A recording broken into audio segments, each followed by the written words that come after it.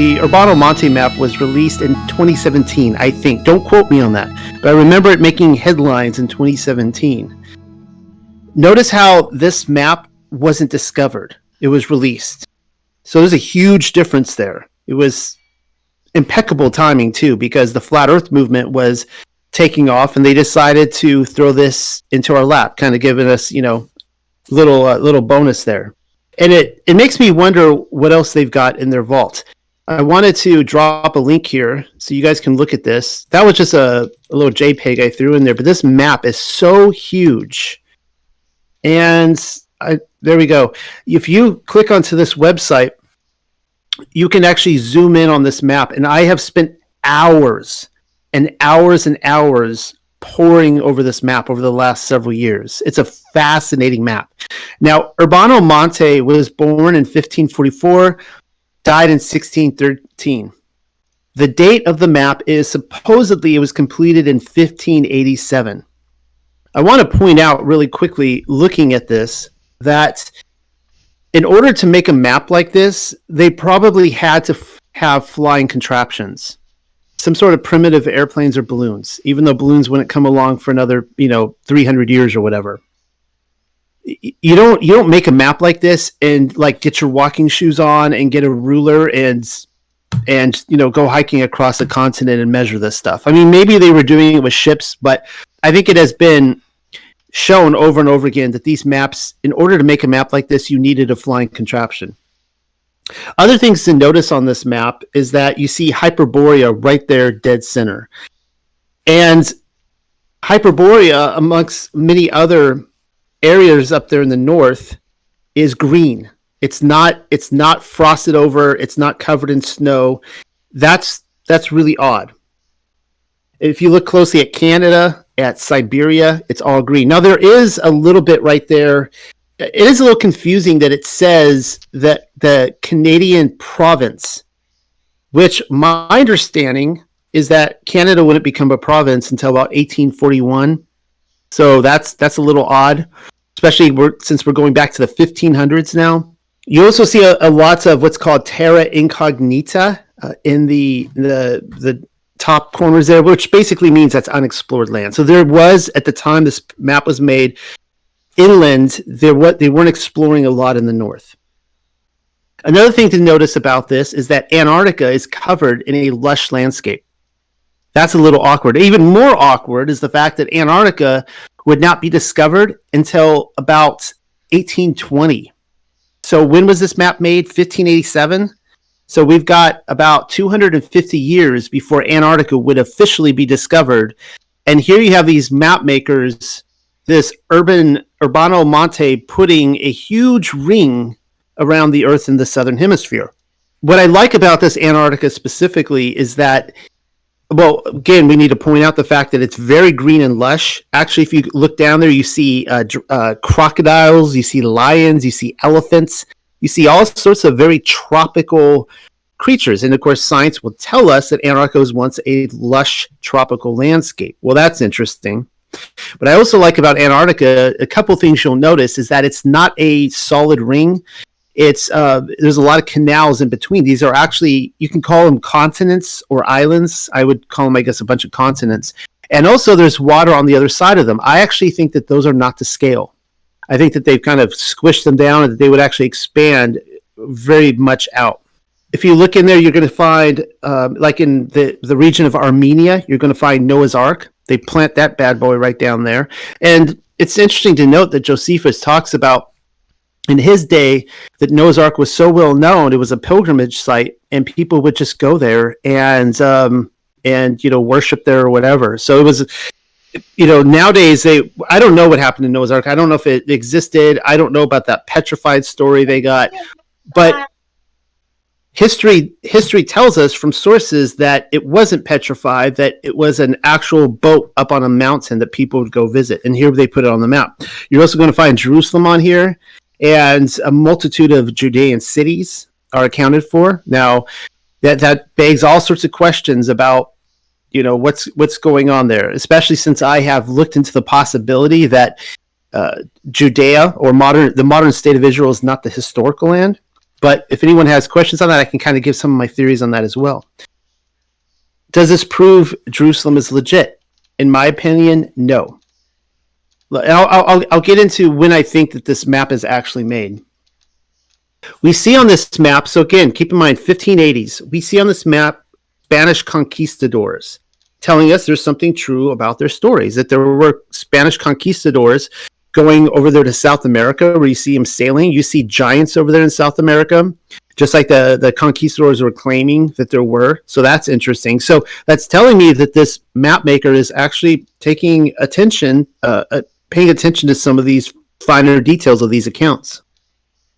But another awkward thing about this map is that there are mythological creatures galore, like everywhere. You're seeing, not just giants, you're seeing centaurs, you're seeing mermen, you're seeing dragons, you're seeing like all sorts of stuff. You're seeing like devil people. And here's my theory on this map. I've thought about this for, since it came out in 2017, put a lot of thought in this. And I believe that this map was made before the Millennial Kingdom. I'm going to drop in here one of the big giveaways here. Here is the date put onto the map. This is a photo, a close-up photo taken of it, and you can clearly see it's not 1587. They tell you it's 1587, but it says 587, telling us that this map was made in the year 587. So, according to my timeline that I'm looking at, again, this is pre-Millennial Kingdom, because I don't think the Millennial Kingdom was ushered in until the 700s. Now, that's going to confuse some of you, but again, I need to repeat this over and over and over and over again, that just because this says 587 does not mean this was 587 years after Messiah. All it means is that Rome at some point started counting the years and saying it was 587 years after Messiah. It could have been 350 years after Messiah. I don't know. But again, this is fascinating because it tells us that a lot of these accounts in history are true, like the Spanish conquistadors, but the timeline has been jumbled. A theory I do have on this, and again, I have no dog in this fight where Jerusalem truly is necessarily. I just want it to be where it's supposed to be. So maybe that really is Jerusalem there on the map. You're going to find a lot of cities in there, though, like Paris. I really question if it was called that back then. I don't know. So sometimes I wonder if they did some work on this later on when it was in the vaults all these years. Really hard to say. Is this whole map a deception? But that being said, remember now that Jerusalem was completely destroyed in the year 70 AD, and the Yahudim were cast out of the land. Now, they stayed there a little bit longer, according to official history, for another 50, 60, 70 years or whatever after 70 AD, but they were completely removed out of the land. And I am completely content with the idea that the people were deceived back then just like they are now. A few hundred years later, you could have had people believing that really was. They could have gone and fought the Crusades there, thinking they were really fighting over Jerusalem. And meanwhile, you have these six sadistic elitists running the world, just like grinning at the fact that, there's this mass slaughter over a city in the desert. That's not really it. You see what I'm saying? Now, we have so much ground to cover tonight that I was going to spin off from this map and start talking and showing you some of these mythological creatures in what we would call like medieval documents and maps and books and other things like that, to show you how common I believe they really truly were. That leading up to what we would call the Millennial Kingdom reset, I'm really leaning towards the fact that these creatures roam the earth. I'll give you a couple of examples. I don't have a lot of time to go through this, but this comes from my collection of collecting images just of wild men. All right. Now, a wild man is, a lot of people will tell you that they're like a Sasquatch. I don't agree with that. There's some similarities with wild men and Sasquatch, but these are literally wild men. They're like men that are really hairy and they live in the woods. Let's see if I can find a good starting photo here. I don't want to put on crazy one right away. Well, this is actually a good one to start with. So here we see a book of actually two wild men. Now I found two classifications of wild men in these books. One is the green-haired people, and the other is the brown-haired people. They're all white-skinned, but the green-haired people seem to have a closer connection to what we know as the Green Man. And when I was in Europe, I was going all over, just seeing the Green Man everywhere, including the Wild Man, but the Green Man was everywhere. This is a pretty haunting photo. You've probably seen this before, because it's actually showing these wild men being persecuted and hunted down and thrown into the flames. And I don't know what he's doing with that one woman, why she's naked and not hairy, and he's trying to grab her, and he seems like, if you look at his face, it's pretty heartbreaking what's going on. Like he knows. Here's another photo here, or a picture of a wild man being hunted down. You could see the king and his knights coming up to him. Let's see. I'm just going to grab random photos here. This is interesting because you have these wild men, a whole tribe of them, and they're all depicted with clubs. Like you rarely see them with anything else. They have like long staffs in their hands or clubs, and they're coming in to assault this castle, and the people are shooting back with bows and arrows. So you could see that there was two classifications of people at this time, and they weren't really getting along. The primitives and the shining armor people. Let's see, what do we got here? So here we have three wild men, and one is hunting a dragon. I think the other might be a unicorn. I don't know he's doing unicorn, but then the other guy is killing a lion. Now, I'm not going to be going through all these photos. I have so many of these that I just want to really get the point across. This is interesting because now we see two wild women, and they usually do a job in these illustrations of showing that they did not have hairy breasts. They like to really, make that point across. But yeah, or kneecaps. That is correct. Oh, here's a green wild woman holding a baby. I don't know if that's her baby or not. She has a little doll in her hand there, which is a little strange. That's a possibility. Well, no, I think that's not a costume. I think that's pretty legit. Oh, here's a good one of a wild man defending his child as a knight is coming in to massacre the both of them. And it's really sad. Like, there's so many here of like these people just getting massacred, and they would put this in books. Here's another one. I don't have much commentary on this one, but that's kind of a cool illustration there. You would also see them on castles. So here's a wild man on a castle. We see them on like furniture pieces and decorations. Here's two wild men with dragons. And there they are again with their clubs. I'm sorting through so many photos here. There's one I'm trying to find. Oh, this one's kind of interesting. Here's a wild man fighting a dragon while his two children run. And there he is clubbing them over the head. Wild man over an arch. Looks pretty old. Oh, this one's pretty harrowing. Another wild man. Looks like a giant.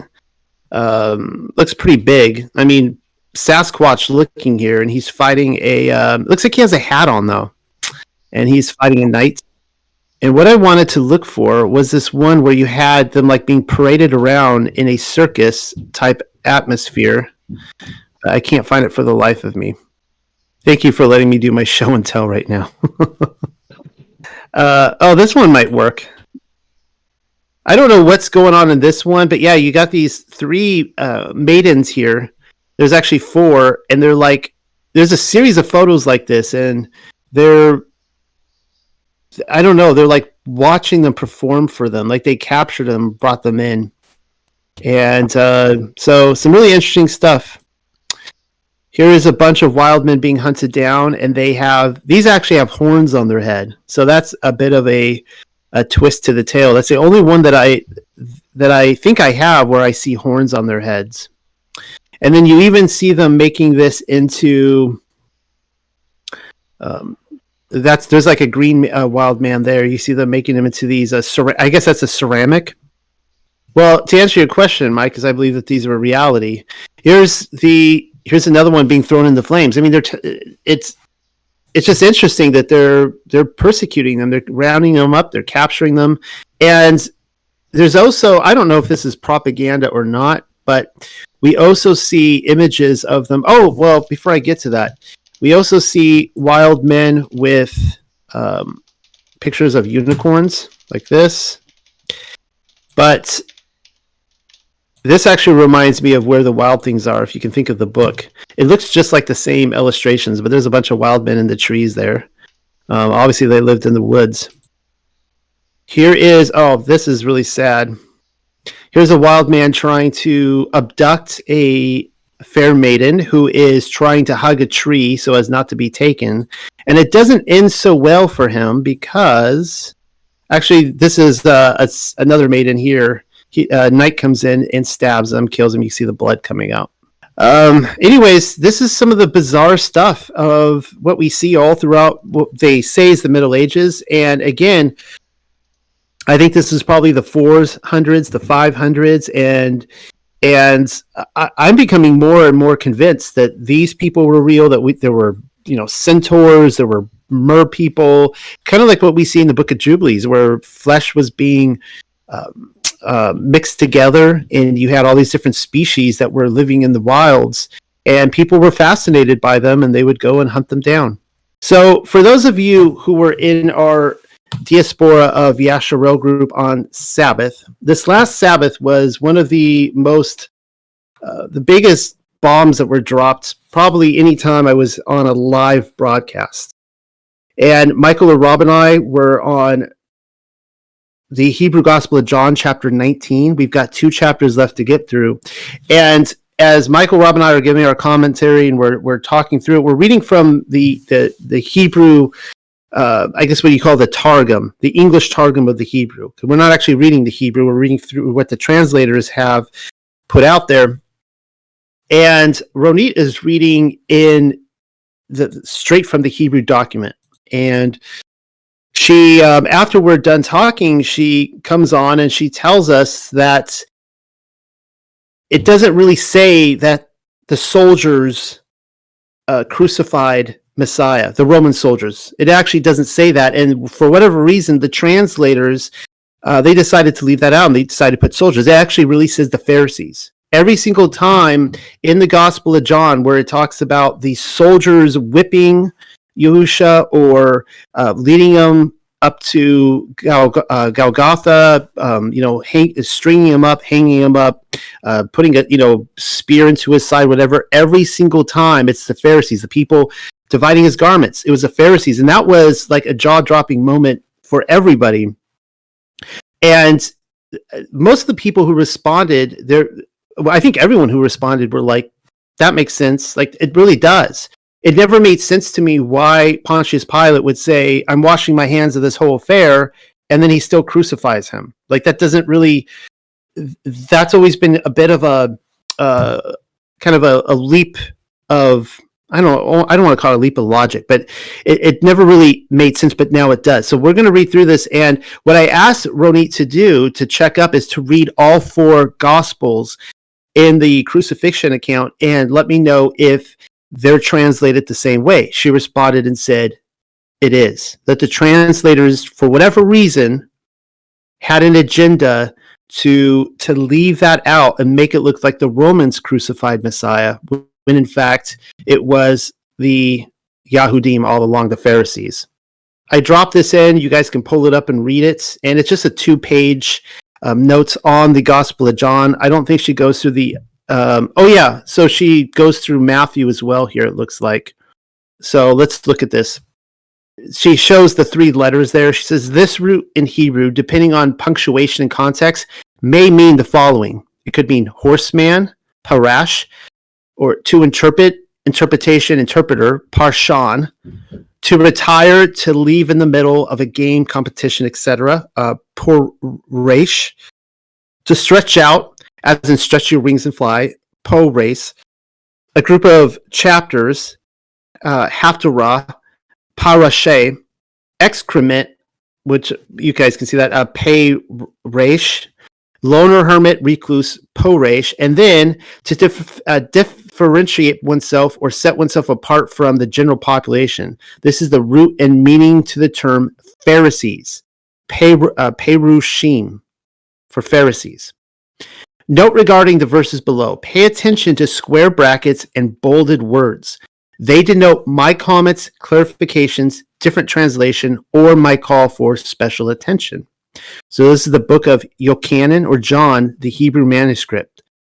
This comes from chapter 19, and you see here verses 2, 23, 24, 32, and 34. So verse 2 says, so every single instance where they insert soldier, like what we think of a Roman soldier in here, it doesn't say that. It says verse 2, and the Pharisees, perushim, prepared a crown of thorns and put it on the head of Yeshua and covered him with a scarlet garment and came unto him and said to him, verse 23, then the Pharisees, perushim, when they had hanged him up, and again, we were discussing how it doesn't really give the idea of what we think of him being up on a cross. It was more like they hung him, like they formed a posse and hung him. When they had hanged him up, took the garments and divided them in 4 parts, for every one his part. So here we see the Pharisees dividing his garment, not the Roman soldiers. Verse 24 says, therefore they said among themselves, let us not tear it, but let us cast lots over it, whose it will be, in order that the scripture could be fulfilled, which says, they divided my clothes among themselves and cast lots on my garment. Therefore the Pharisees, perushim, did these things. Verse 32. So the Pharisees, perushim, came and cut off the thighs of those who were hanged up with Yeshua. And that's a really strange phrasing, like cutting off thighs. I don't know if they were literally cutting off the thighs. I don't even know what to make of that, but that's a very different picture than what we're typically shown. But verse 34, but one of the Pharisees took a spear lance and cut his Yeshua's thigh open. The other thing here is warp and woof. So let's see what she has to say on that. That's what we were discussing that because every instance where you would see a cross or a cross beam, it talks about the warp and woof. Verses 15, 17, 18, and 19. Regarding the term shti ve reiv. So it's shti ve'erev. Got it. Thank you. I still couldn't pronounce that if I tried. In the translation, it appears as warp and woof. This term refers to crossing of vertical lines with horizontal lines, such as when you weave a fabric. In my opinion, she says, the biblical vocabulary at the time did not have a proper term for cross, and therefore the writer used the term and thank you. All right. And I wanted to say that it's in all 4 books they are using shti ve'erev. So that's how they call the cross. They just didn't have a word for cross or crucify. So then they used hang, the word hang, and they used the shti ve'erev to refer to the cross. That's interesting because in the Greek they would have a word for crucify, right? Yes. But not in the Hebrew. Yeah, but in Hebrew, they didn't have it in the vocabulary. All right, well, let's see what she put here for the book of Matthew, Hebrew manuscript, literal translation. Verse 22. And Pilate said, then what must I do with Yeshua, who is called Mashiach? And they, all the priests, the elders, and the rest of the Yahudim said, let him be placed on the cross. They said warp and woof, as Ronit has just explained. Verse 23, so Pilate said to them, and what evil did he do? But again they cried, crucify him. In the text they cried, put him on the warp and woof. So all the people answered, let his blood be upon us and upon our sons. And then he released Bar Evan and delivered Yeshua to them, beaten to crucify him. Now Pilate's slave servants took Yeshua to the great courthouse of the Sanhedrin, and the people, Yahudim, gathered around, and they stripped him and covered him with a red garment, and they set a crown of thorns upon his head. Now this is the Yahudim who does this, right? Not the Romans. and a cane in the right hand, and they said a blessing upon him, saying, May Yahuwah save you, king of the Yahudim, while spitting on him and taking the cane and beating his head with it. Again, like we always see the Romans like mocking him as they're torturing him, but it's even worse. And afterwards, when they had made much mockery out of him, they stripped him of the garment and clothed him with his clothes and led him away to hang him up. Now, as they walked through the city, they found a officer-ranked soldier whose name was Shimon. That's interesting. There, I didn't realize he was a soldier. So it's almost like reversed. That's interesting. Yeah, and I had to kind of like, that word was weird, but the root of the word is actually an officer in the military. Wow. Okay. So everything is reversed on this. And they forced him to carry the cross, verse 33. And they came to that place which is called Golgotha, that is Calvary Mountain. And they gave him wine mixed with wormwood, Artemisia. Yeah, remember we talked about it? That's the la'ana, that's the herb, the bitter herb. So that's what they put in the wine. Okay, interesting. Yeah, and that goes with the the whole discussion there of the test of adultery, doesn't it? Wow. Yeah. They gave him wine mixed with wormwood to drink, but when he tasted it, he did not want to drink it.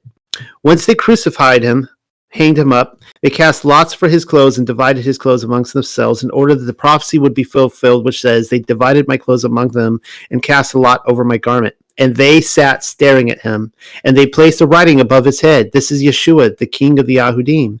Then they hanged up 2 thieves with him, one to the right side and one to the left side. And passerby would stop by and curse him, shaking their heads, saying, Are you he who says that you will destroy the holy temple and then within 3 days rebuild it? Save yourself if you are the son of Eloah. Come down from the cross, or the warp and wolf. And like these words, the priests and scribes and sages and all the elders spoke unto him, mocking him, and saying, He saves others, but he is not able to save himself. If you are king of Yasharel, come down from the cross, that we may see it and believe you. He is saved in Elm. Who will save him if he wants to? For he said, I am the son of Eloah. So there you guys go. I just wanted to read that because I thought that was it was real. Go ahead. I just wanted to say one thing that struck me is verse 27. It says that they took him to Bet Hadin Gadol, which is basically the Sanhedrin. So I mean, in my opinion, you don't take someone just to do a guided tour to the Sanhedrin. If they took him there, they probably gave him a trial in the Sanhedrin. That's something that is kept a lot of translations, I think, but that's what it is. Bet Hadin Gadol is basically it's the name of the Sanhedrin. So you're saying that he was put on an additional trial there with the Sanhedrin? In my opinion, yes. That's my opinion. And what's interesting, I think it's according to the Talmud, that they said that the last trial was held there 40 years before the destruction and of the temple. And the reason being is that the earthquake destroyed the that where the Sanhedrin met. The earthquake that coincided with Yahusha's death. And because of that, they had to meet in the marketplace for the following generation. They never met in there again. So basically, the last trial that the Sanhedrin ever gave was for Yahusha. Yeah. That's what I believe. And notice how no one paid attention to it. When I read that verse, I went like, Bet Hadin Gadol, that's the Sanhedrin. So they took him there. That means they gave him a trial. And then they did all of the whatever they did afterward. They found him guilty and then they executed him. Well, there it is. So you guys can all have that PDF and kind of look it over. And we'll be finishing, I think, the Gospel of John, chapters 20 and 21 this Sabbath. We're going to take a break in Revelation, but that was a big game changer. So thank you, Ronit, for all that work you did. Okay, well, let's go ahead and move on. I dropped my tonight's reading material in there. It's called The Seven Firmaments of Heaven. Now, I will warn everybody, I am quoting from a lot of scripture that most people have never read before. I'm talking like 3rd Baruch. I'm talking 2nd Enoch. I'm talking the Ascension of Isaiah. So everybody, one of the things I read comments about myself on the internet, and people are like, that Noel guy, he's got great research, but take everything he says with a grain of salt. Well, okay, that should be kind of a given, because all I'm doing is I'm taking these books and I'm putting them together and I'm presenting them to you. You guys are free to look at these books and decide whether you think that they're scripture or not. I'm not here to tell you whether they are or not, but I have found that reading these books has given me a lot of wisdom. I believe there's a lot of, or I should say there's a lot of wisdom to be found in them in ways I never imagined before I read them. Now, within the Flat Earth movement, we all know about this idea that there is a solid firmament over us, but I'm going to be taking this beyond that tonight and showing that within these books of scripture that there was a belief that there were 7 firmaments, and in each of these 7 firmaments there was a completely different world in between. So you can think about it like a skyscraper. If the Most High, Yahuwah, the Most High Elohim, is on the top floor of the penthouse, we're way down on the ground floor, and then of course you go into the basement, you get down into Sheol and that kind of stuff. But there's several floors between us and the Most High. So let's open it up and start reading. Introduction, Yahuwah of the Worlds. Apologies if you haven't any clue what the firmament is. I certainly don't want to assume everybody reading my work is intimately aware of it. But know this, I won't be laying the groundwork here. Contrarily, a pre-knowledge of the firmament, or rakia in Hebrew, is the foundation by which construction of cosmology will continue. In brief, though, making mention of the firmament is just another way of saying our world is flat and motionless, and that we live in an enclosed realm. NASA tells us there's this place called space, and that it passes on into infinity, whereas Scripture repeatedly reminds the reader how heaven physically rests upon the firmament, which is in and of itself solid and impassable. Not even the angels can get past the guard gate without the updated access code. The rest of you have probably done your research on the vaulted dome above our heads, which is why it doesn't need repeating here. But what if I told you that's only the first of several of them? There's more, many more, with entire worlds in between. Does that excite you? I took laps up and down the beach this morning just thinking about it. I guess you could say I'm getting in shape, anticipating my eventual journey into the final frontier. Now that I'm out of breath, I feel it best to take up the pen and guide you through the thought process. By the way, the beach mentioned there is I actually started writing this last November when I was on the beach, so it's taken me like 4 months to finish this thing. And no, I cannot prove to you that there are several more worlds above our own. My own observations reveal to me that the firmament directly above us is a legitimate reality. But beyond that, I make no claims at being a prophet, nor ascending through the heavens to speak with Yahuwah and having the angels reveal to me its mysteries. Luckily for us, there are others who have. Before we go on a tour of the heavens, though, let's look at some passages whereas the writer of Scripture looked skyward from the earth and simply knew. This comes from Numbers 23:19 in the Targum. The word of the living Elohim is not as the words of men, for Yahuwah, the ruler of all worlds, is the unchangeable, but man speaks and denies. Neither are his works like the works of the children of flesh, who consult and then repent them of what they had decreed.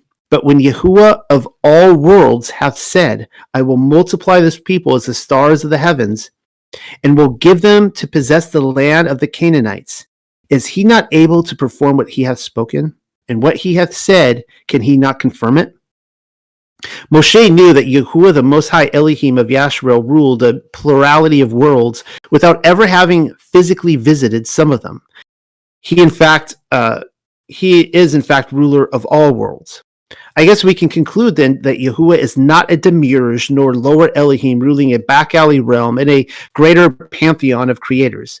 Elsewhere, we do read that Moshe saw glimpses of the heavens in a vision, but that's beside the point.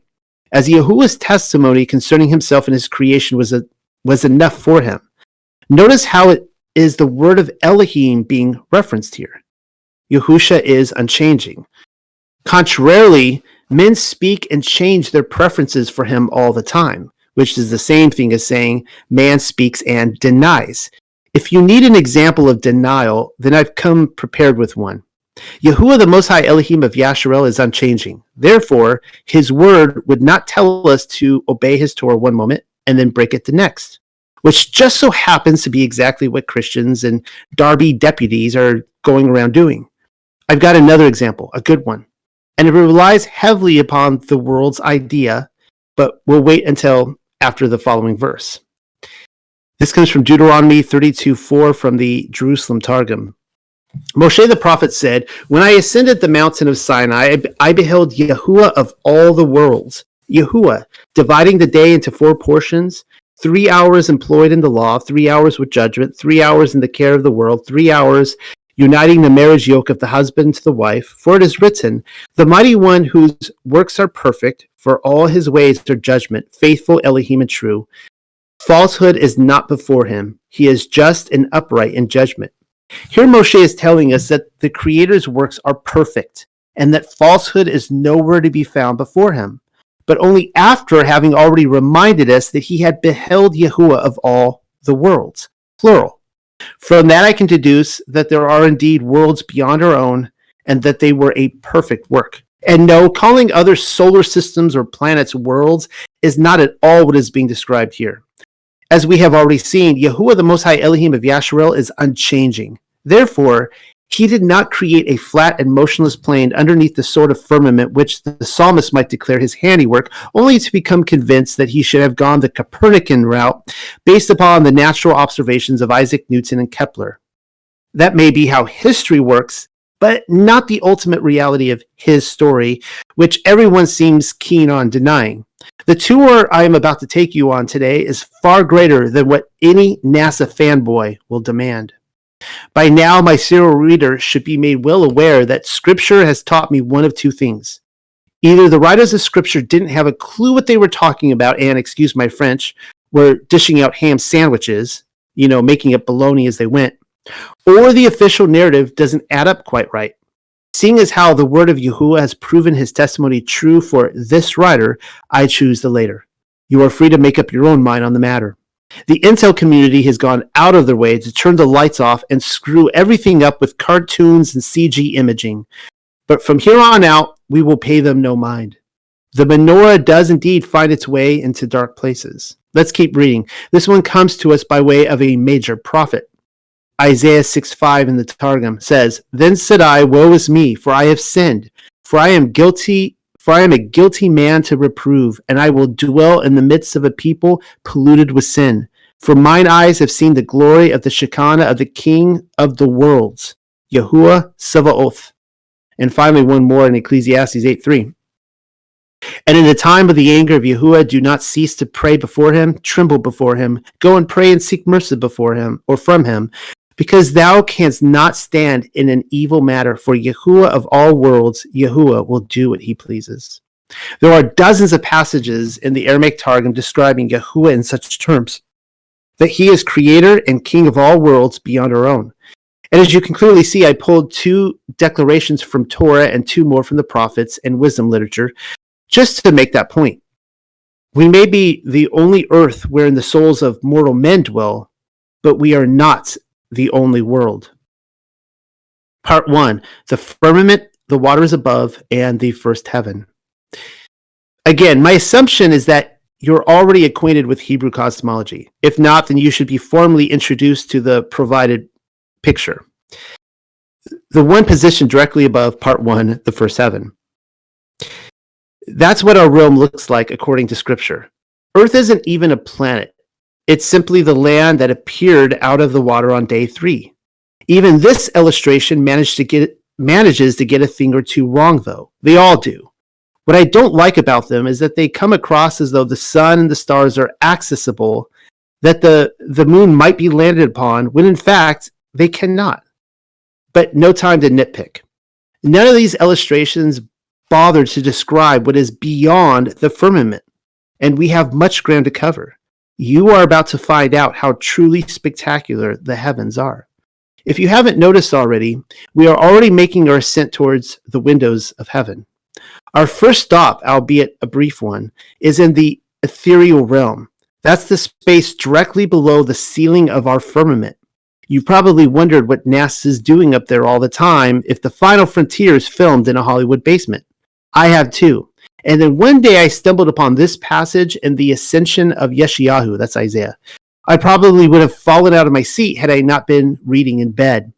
Because in 2 brief sentences, the prophet explains everything. So this comes from the Ascension of Isaiah, chapter 7, verses 9 through 10.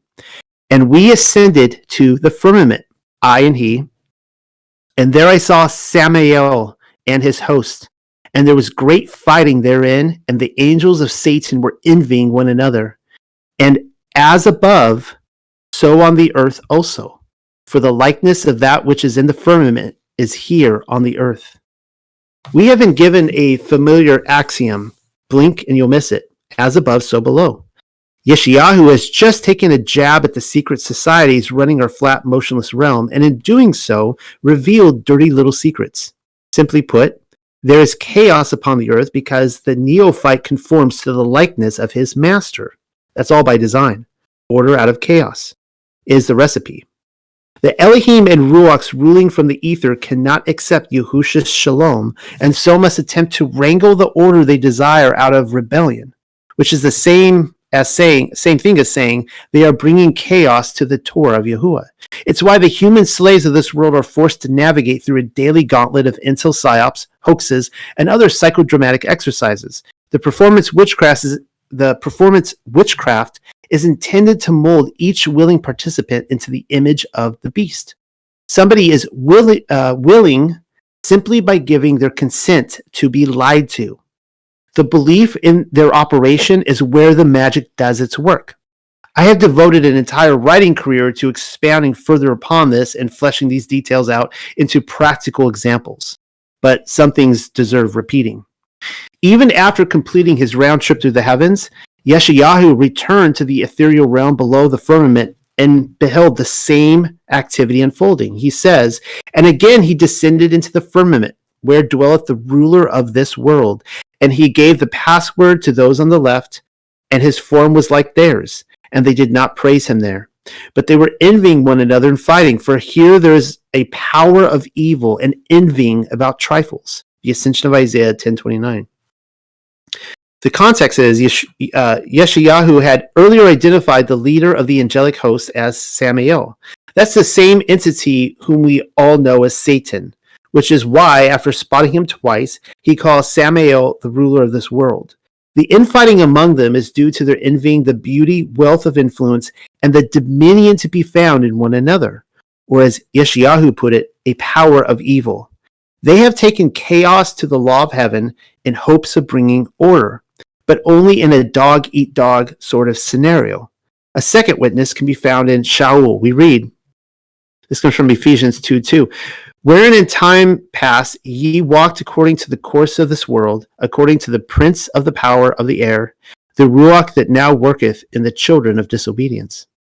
The as above, so below connection is once again made for us when fingering the prince of the power of the air. Walking according to the course of this world is the same thing as saying we live on a spinning, wobbling ball hurtling through a vacuum of space. The intel community wants us to believe we live on a planet because that would then imply, in Hebrew cosmological terms, that we are a wandering star. A star can only wander if it first breaks off from its natural course, as prescribed by the law of Yahusha, or Yahuwah. He or she or they would then be workers of disobedience. Our slave masters want us to believe we inhabit a wandering star so that we might behave as one accordingly.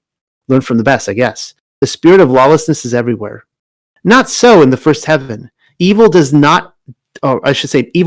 have a presence there, as we shall soon see, but not in any manner which has already been described.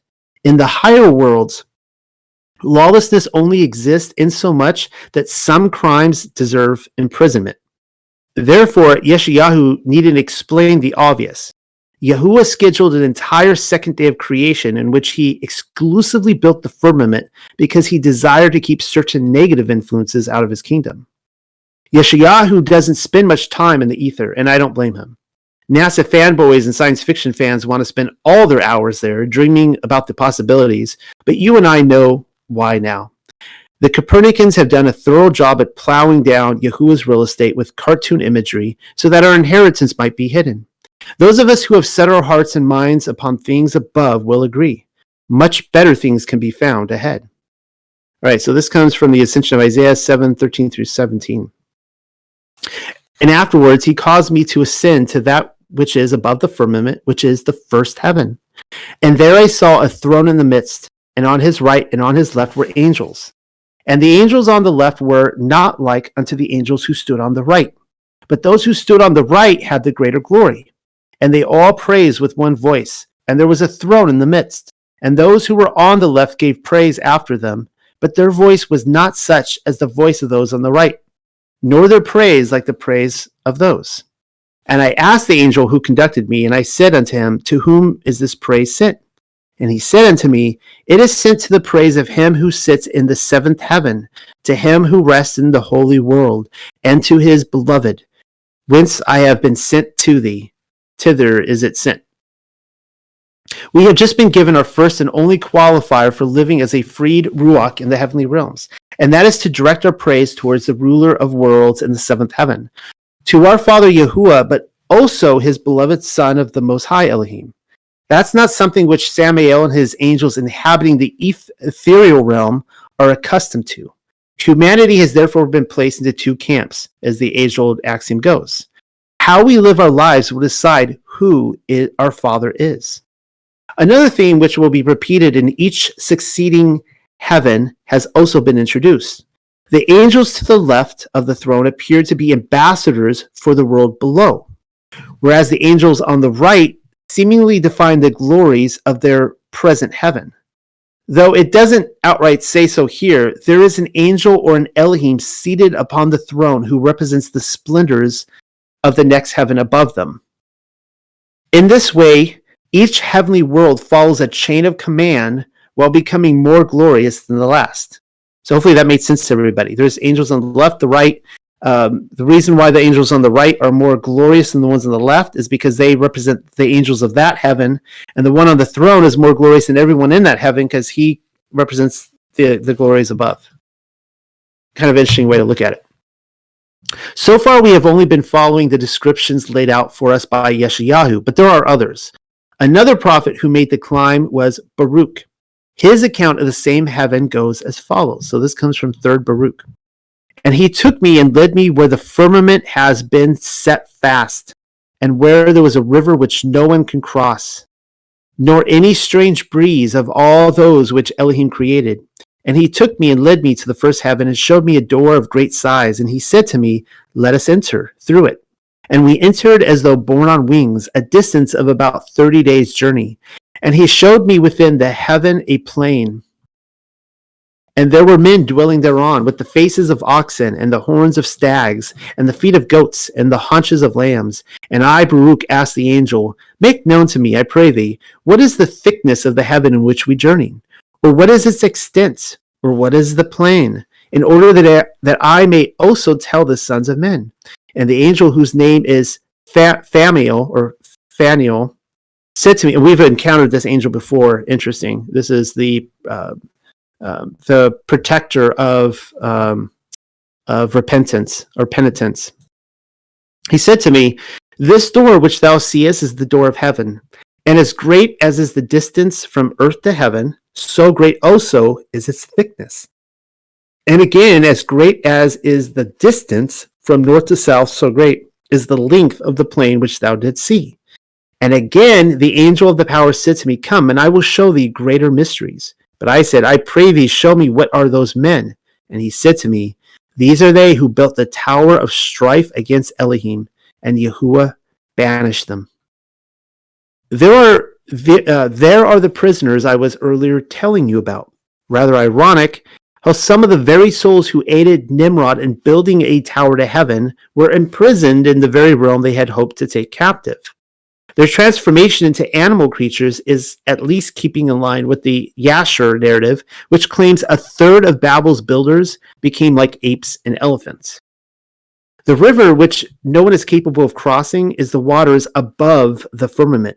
Its thickness, we are told, is a measurement comparable with the distance between the firmament and the earth, and is only capable of being traveled through a doorway. We might just as capably call this a portal. From what I have so far found, the waters directly above the first firmament is the only ocean which separates any layer of heaven. Enoch goes so far as to classify the two oceans above and below us in sexes of male and female.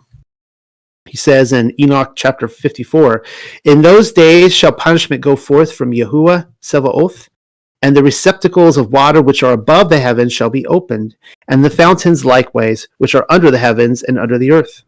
All the waters which are in the heavens and above them shall be mixed together. The water which is above heaven shall be the male, and the water which is under the earth shall be the female. And all shall be destroyed who dwell upon the earth and who dwell under the extremities of heaven." What is first and foremost being described here is Noah's flood. That much is straightforward enough. Unless you're already acquainted with Hebrew cosmology, then you've probably never put the two and two together. That the windows in heaven which opened is not speaking of the clouds, but the firmament. Even if that's old news, though, how many of us formerly understood that the male and female waters were separated with the creation of the firmament? Those two sexes would not come together again until Noah's flood. That's some seriously sensual house cleaning right there. Am I right? Oh, one more thing before exploring the first heaven any further. Will it surprise you to learn that the firmament is Ruach? Yeah, well, she is.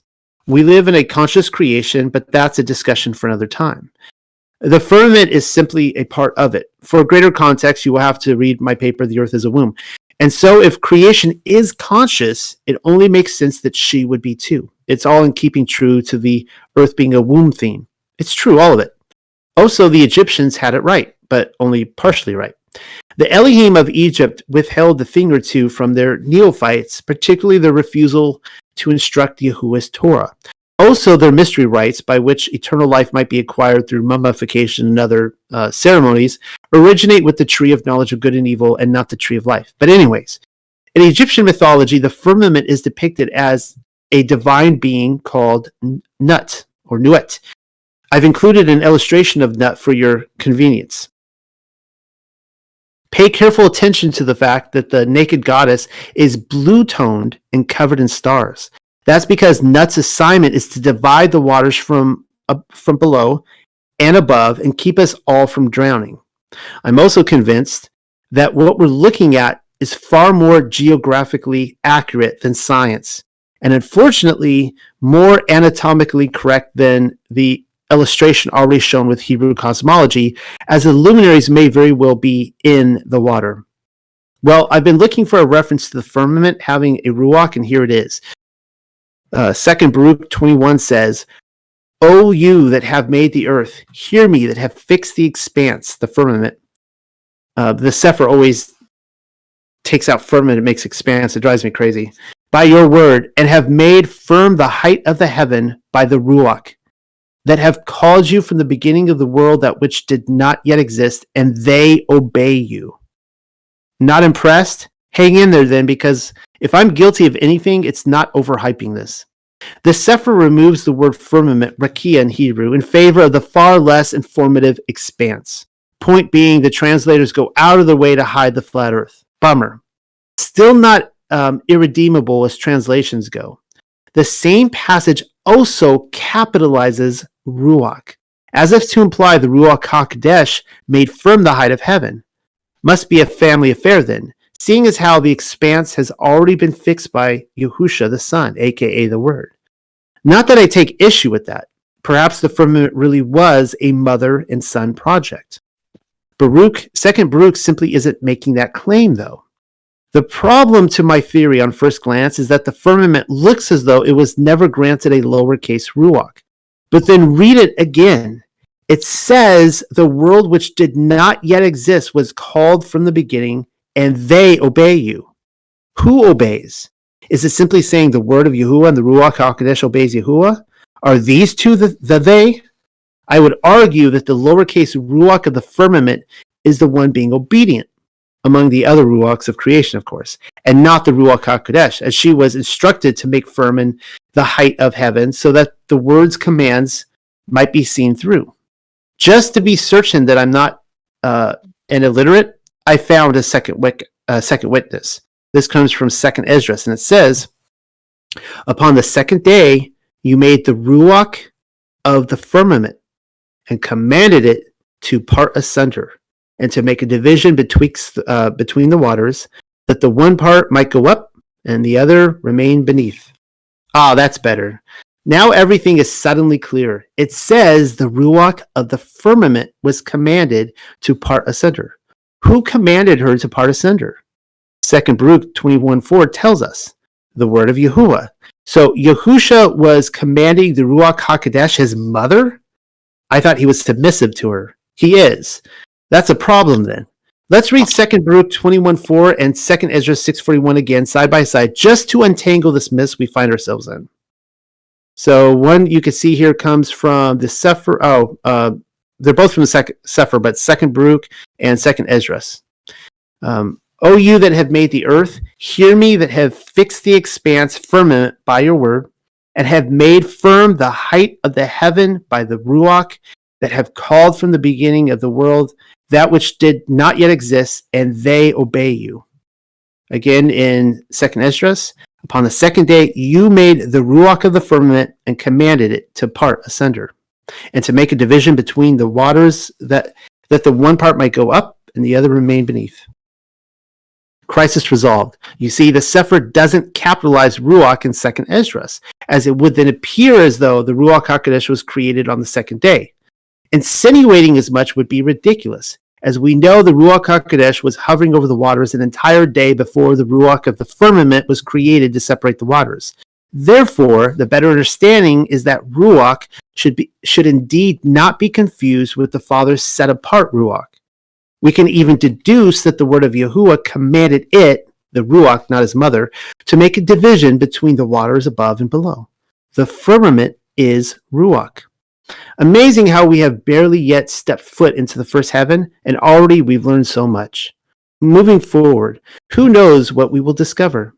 Another text which speaks about the first heaven, just beyond the firmament, is 2nd Enoch, and reads, it came to pass when Enoch had told his sons that the angels took him on to their wings and bore him up onto the first heaven and placed him on the clouds.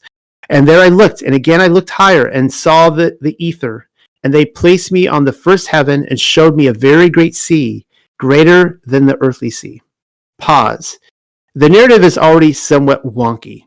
At first glance, it appears as though Enoch is saying the clouds above us constitute the boundaries of first heaven, which would be a problem to everything else we've so far read if the ground floor of heaven is the firmament. After being placed upon the clouds, he then looks higher to the ether, which tells us he is still below the firmament. But then notice how he's afterwards placed upon the first heaven and shown a great sea, greater than the earthly sea. Hadn't he already been placed on the first heaven? That tells us there are two first heavens being described. Clearly, the second first heaven cannot be the first, as he now finds himself standing over the waters above. The sea in that first heaven is greater than the earthly sea. Continuing. They brought before my face the elders and rulers of the stellar orders, and showed me 200 angels who rule the stars and their services to the heavens, and fly with their wings and come around all those who sail. And here I looked down and saw the treasure houses of the snow, and the angels who keep their terrible storehouses, and the clouds whence they come out, and into which they go. They showed me the treasure house of the dew, like oil of the olive, and the appearance of its form, as of all the flowers of the earth. Further, many angels guarding the treasure houses of these things, and how they are made to shut and open. 2nd Enoch, chapters 4 through 6. According to Enoch, The first heaven is a world which directly corresponds with the ethereal realm directly below the firmament, the other first heaven. It's why the 200 angels who ruled the stars could be found there. Familiar number. How many watchers were there again? Oh, that's right, 200. You figure they must have been replaced after being demoted. Perhaps we know now why the angels set him upon the clouds before venturing onwards. Because he was about to be given a tour of their treasure house of snow and the dew which came and went into those clouds. Makes sense. I mean, if you were an angel tasked with employment in the weather department, you'd probably want your housewares near to the construction site. In later narratives, it would be Enoch who personally gave the nickel tour of heaven. Wouldn't happen, though, until he became the angel Metatron. One such telling can be found in Legend of the Yahudim, Legends of the Jews, and it says this. Hereupon Elohim commanded Metatron, the angel of the face, to conduct Moshe to the celestial regions amid the sound of music and song, and he commanded him furthermore to summon 30,000 angels to serve as his bodyguard, 15,000 to right of him and 15,000 to left of him. In abject terror, Moshe asked Metatron, "Who art thou?" And the angel replied, "I am Enoch, the son of Jared, thy ancestor, and Elohim has changed me to accompany thee to his throne." But Moshe murmured, saying, "I am but flesh and blood, and I cannot look upon the countenance of an angel." Whereupon Metatron changed Moshe's flesh into torches of fire, his eyes into Merkabah wheels, his strength into an angel's, and his tongue into a flame. And he took him to heaven with a retinue of 30,000 angels, one half moved to right of them, and one half to left of them. Pause. I take the passage before us with a skeptical dosage of salt. Legends of the Yahudim, Religions of the Jews, is still worth reporting on, though. You probably don't believe the part where Moshe transforms from flesh and blood to that of an angel, and I don't blame you, but I'm sticking to it. In a little while, you'll come to see that it's otherwise impossible to travel throughout the seven heavens, as flesh and blood would never survive the trip. Just because Yeshayahu, Enoch, and Baruch haven't mentioned it doesn't mean they haven't made a successful transition either. Continuing. In the first heaven, Moshe saw streams upon streams of water, and he observed that the whole heaven consisted of windows, at each of which angels were stationed. Metatron named and pointed out all the windows of heaven to him, the window of prayer and the window of supplication, of weeping and of joy, plenitude and starvation, wealth and poverty, war and peace, conception and birth, showers and soft rains, sin and repentance, life and death, pestilence and healing, sickness and health, and many windows more. Legends of the Jews, 2:4-165. The point of these windows isn't simply to decide when to hold the waters at bay or release them as judgment. It would only make sense that there would be windows for other things as well, like prayer. Is it so difficult to believe that one person might open a window to let the breeze in, and that an angel might do the same for supplication? The same person who opens the window to let the cool spring breeze through will then board it shut whenever hurricane season manifests itself. Even flies manage to fill the kitchen on a hot summer day, and that isn't good. Can't let everything through. Best to close them shut at some hours of the day. I mean, you do pray, don't you? How do you think that prayer makes the journey from here to there? A Copernican would likely tell me that heaven is some sort of spiritual dimension, and so our prayer simply appears, as if that explains everything away. Saying our prayers transfer from one dimension to another is still supernatural and well beyond the accepted circle of academia. Wouldn't you think windows would be employed for dimensions too? Another way of describing these, once again, might be portals. All right, if you guys need to catch up, we are on page 21, part 2, second heaven. I guess you could say cosmology is a lot like a skyscraper, and I described this earlier, in that Sheol is the basement and the boiler room, whereas Earth is the lobby floor. Each ascending story is another heaven, obviously, and you've probably deduced this already, but Yahuwah owns the penthouse. We just haven't taken the elevator up that far yet. Perhaps I should have gone with a Tartarian allegory. Oh well. Our observations for the second heaven keep the same players: Enoch, Moshe, Yeshayahu, and Baruch. Let's start off by seeing what Yeshayahu has observed. And again, he made me to ascend to the second heaven. Now the height of that heaven is the same as from the heaven to the earth and to the firmament. Pause. This is what I meant when stating earlier that Yahuwah was king of many worlds. Sure, there might be doorways to other woodland realms like Narnia, for all I know, but the prophets are never recorded as having visited those places. The first heaven was another world entirely from our own, by which we were only given scarce details. Enoch visiting the treasure houses is probably not so dissimilar from somebody describing a mining operation and an electrical plant on Earth, and then coming across to the reader as though our entire realm were a place of industry. We know it isn't. Yeshayahu describing the height of the second heaven as the same height as the firmament to earth should inform us that each ascending world is the same size as our own. It would take someone several lifetimes to explore our earthly realm, perhaps dozens. How long do you suspect each prophet was granted access in the heavens? Continuing. And I saw there, as in the first heaven, angels on the right and on the left, and a throne in the midst, and the praise of the angels in the second heaven. And he who sat on the throne in the second heaven was more glorious than all the rest. And there was great glory in the second heaven, and the praise also was not like the praise of those who were in the first heaven. And I fell on my face to worship him. But the angel who conducted me did not permit me, but said unto me, Worship neither throne nor angel which belongs to the sixth heavens. For this cause I was sent to conduct thee until I tell thee in the seventh heaven. For above all the heavens and their angels have thy throne been placed, and thy garments and thy crown which thou shalt see. And I rejoice with great joy that those who love the Most High and his beloved will afterwards ascend thither by the angel of the Ruach HaKodesh. The ascension of Isaiah 7:18-23. It's interesting here that here he is accredited as being the angel of the Ruach HaKodesh. It's kind of interesting. See what I mean? The Elohim sitting upon the throne, or perhaps we should simply refer to him as a divine being for now, was more glorious than anyone else found in that heaven. And that is because he derived from the world above the one in which he ruled. Not surprising, even the praises there were far grander than the first.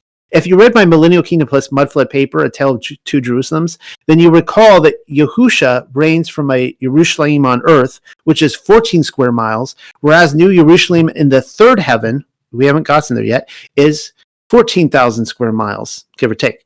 Each heaven, while being a representative of those above and below, continually gets grander. Apparently, Yeshayahu's trip through the heavens involved the throne rooms and little to nothing else. Again, though, this is where our first and only qualifier for living as a Ruach in the heavenly realms is defined. Not even those selected to sit on thrones and rule over the creatures of that world were to be praised or worshipped. Yahuwah alone was to be worshipped, and his beloved. Our next visitation to the second heaven comes to us by way of Baruch. Let's see what he's up to. So this comes from 3rd Baruch chapter 3.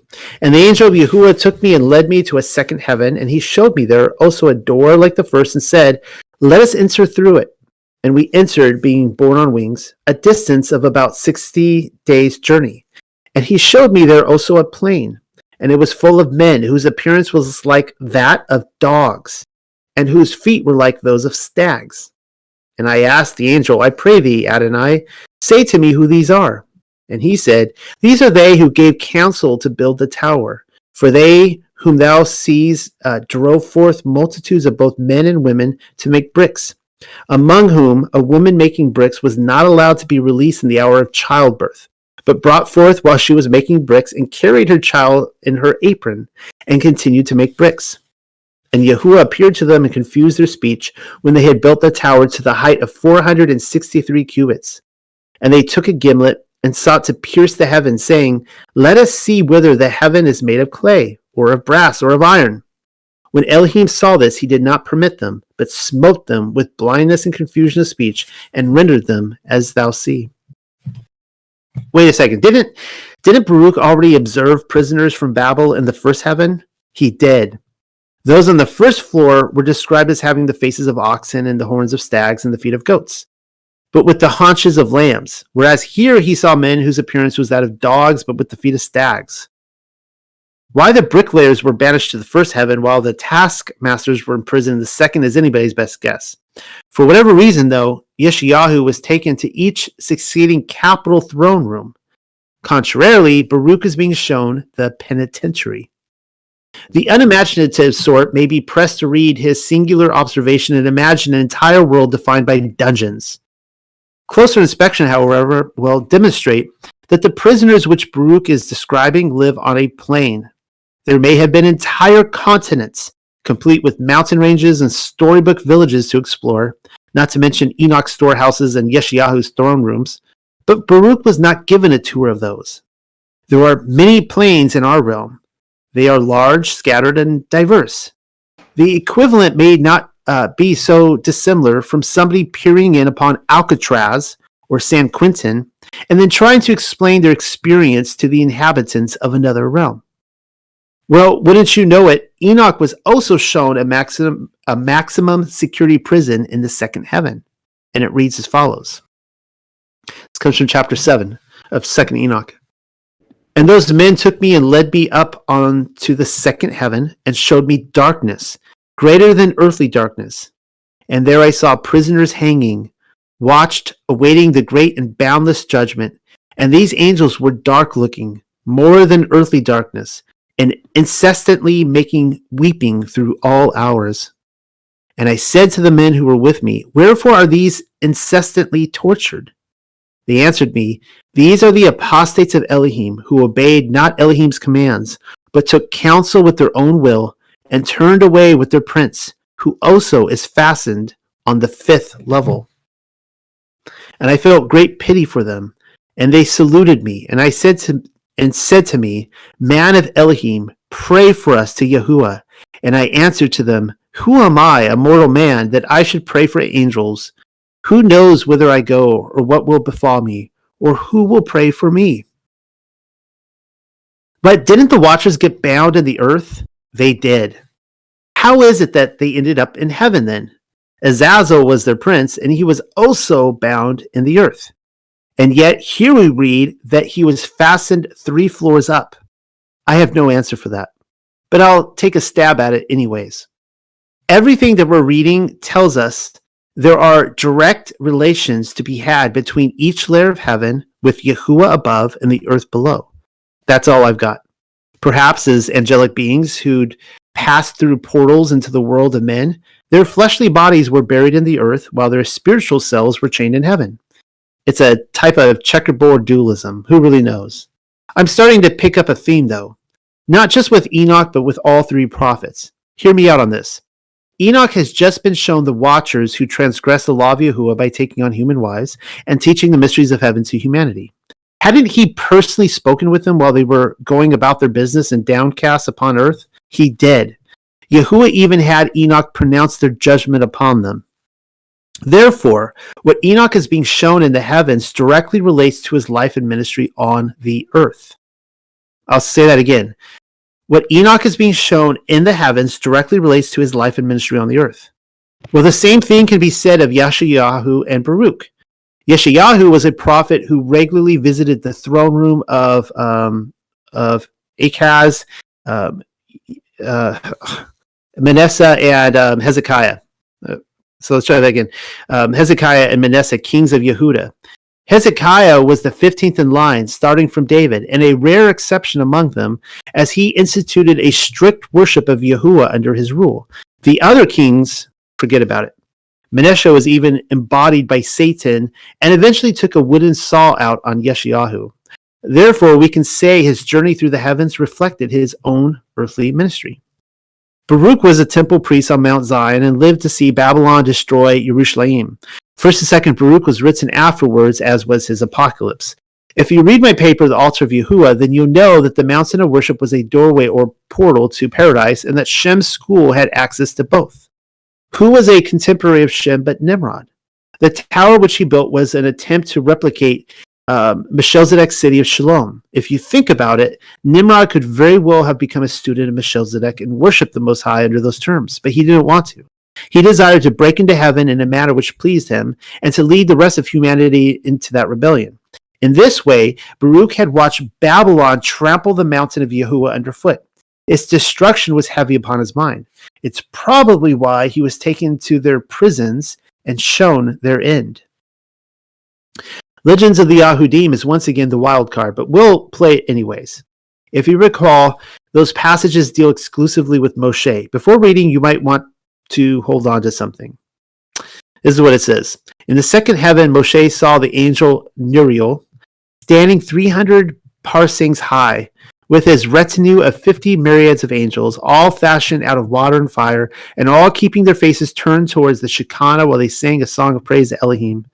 Metatron explained to Moshe that these were the angels set over the clouds, the winds, and the rains, who returned speedily as soon as they had executed the will of the Creator to their station in the second of the heavens, there to proclaim the praise of Elohim. There, that wasn't so bad, was it? Elsewhere, Yeshayahu never told us what the angels did exactly, aside from worshiping, or what they looked like. And especially not how very large they were. They're huge. Moshe's reported observation agrees in two ways. Firstly, that their worship was directed towards the Shekinah in the highest heaven should now be a given. What I find interesting, however, and this denotes a second agreement with Yeshayahu, is that the angels whom Moshe saw were employed in the lower heaven, tending to the storehouses of weather, of course, as Enoch had already observed. These divine beings very well may be the angels to the left of the throne who appeared less in glory than those on the right. Once again, we are dutifully reminded that every ascending world balances a dual relationship between the happenings of earth and the highest heaven. It only makes sense that they would. That's the entire purpose of his story. The earth is a womb intended to harvest souls, but in an environment where each man chooses good or evil, the blessing or the curse. The earth was created in such a way that a choice must be made. Will he live a life that might exhibit all the character traits of his father in the ethereal realm, as above so below? Or pray that his heavenly Father's will might be done on the earth as it is in heaven? The world we inhabit is quite literally a harvest, and the angels are his harvesters. Okay, so this is part 3, and this is where I think it gets really interesting. Unfortunately, the third heaven is so huge, and there is so much written on it that it would take a book. And just so you guys know, give away the ending here, I only make it to the end of this this document to the third heaven. I don't even get to fourth and above. And even still, I had to leave out a lot of stuff. Like, I completely snubbed New Jerusalem. Just know it's there. I talk very little about Gehenna. That would be a whole nother discussion in and of itself. There's so much there. I spend most of my time in paradise. Let's get to it. Part 3, third heaven. We are on page 28 if you need to catch up. The third heaven is the big one. It's the world you've been waiting for your entire life for. If heaven were a series of vacation destinations, complete with a booth at the front gate and an elevator operator, they'd be selling tickets exclusively for the third floor. I know that's a terrible analogy, but I have good reason for it. Though it is true that Yahuwah, the Most High Elohim, sits above every other Elohim in the seventh heaven, and that is very much worth getting excited over, it is in the third heaven where we find paradise in the city of New Jerusalem. Not only that, but the lake of fire as well. There's more to discover here, and I don't want to give away any spoilers quite yet. I was actually pretty amazed at some of the stuff I found in here. Another thing that can be found on the third floor are Greek ideals and Hebrew ideals and a butting of heads between them. A few years ago, I would have flung up my arms and demanded that everything I'm about to talk about was all Greek, maybe even Babylonian, and therefore pagan. You should know that I've changed my views considerably. Still, though, if Yeshayahu or Baruch penned these texts, then they would have been originally in Hebrew, not Greek or Latin or Coptic. What my recent reading of the Hebrew New Testament books has taught me is that the simple swap of a word here or the smallest insertion of a phrase there, when translating a text from its mother language to the more common dialect, can alter or even capsize its meaning considerably, sometimes even introduce new ideas. Our incoming experience may indeed have some of that. In fact, it's more likely than not. But like I've already insinuated, That's to be expected of any book. It is what it is. The common human experience is to shoot the messenger who has thought it worth his time and effort to at least present his findings. That's all I can do, really. Report upon the information that has passed my way. And so here it is. Checking back in with Yeshayahu again, we read, "And he raised me to the third heaven, and in like manner I saw those upon the right and upon the left, and there was a throne there in the midst, but the memorial of this world is there unheard of. And I said to the angel who was with me, for the glory of my appearance was undergoing transformation as I ascended to each heaven in turn. Nothing of the vanity of that world is here named." Pause. You probably didn't believe me when Moshe was turned to the countenance of an angel, and I stood by it. Did you? Well, now even Yeshayahu has owned up to that fact. I can only imagine it's impossible not to and yet survive the trek. With each ascending world, Yeshayahu goes from displaying the glories of the angels on the left of the throne to the angels on the right. Rinse and repeat in each world. The same thing can be said of Adam and Hava, but in reverse. While in the Garden of Eden, they gleamed with the glory of angels. It says so right here. This comes from first Adam and Eve. Then Elohim said to Adam, while thou wert under my command and was a bright angel, you knew not this water. Okay, and then we'll see also, first Adam and Eve 8:2. Then Elohim Adonai said unto Adam, when thou was under subjection to me, thou had a bright nature within thee. And for that reason could thou see things afar off. But after thy transgression, thy bright nature was withdrawn from thee, and it was not left to thee to see things afar off, but only near at hand, and after the ability of the flesh, for it is brutish. It actually makes me wonder if the temptation of Satan with Yahusha, if there was a bit of a transfiguration that went on there that they could see far away. The angelic glory of Adam and Hava is certainly pertinent to our present whereabouts. For the Garden of Eden was in the third heaven, you see. Paradise and the garden are the same thing. I've gone over this before. The land of Eden was the same real estate as Mount Zion. But the land of Eden isn't the same thing as the Garden of Eden. Rather, they were representatives of each other and working in a symbiotic relationship, just as the temple on earth was supposed to be a reflection of the temple in heaven. Though it is true that Adam was created from the earth, actually on the mountain of worship, he was placed in paradise.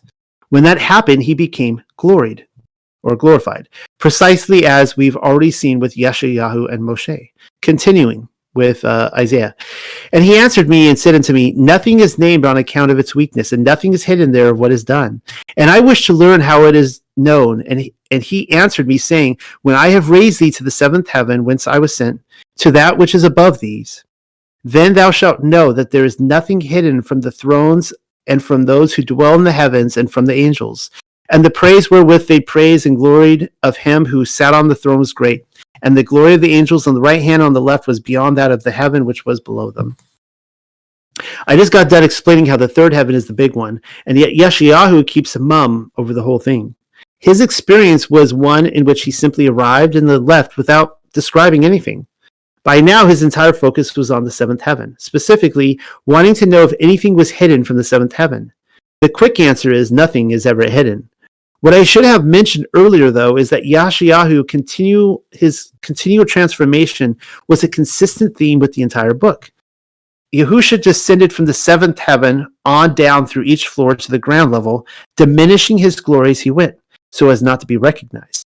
Had he been identified at any leg of his journey, then his incarnation would have been jeopardized by some of the shadier angels, as not even Satan knew who he was. And now for Baruch's arrival.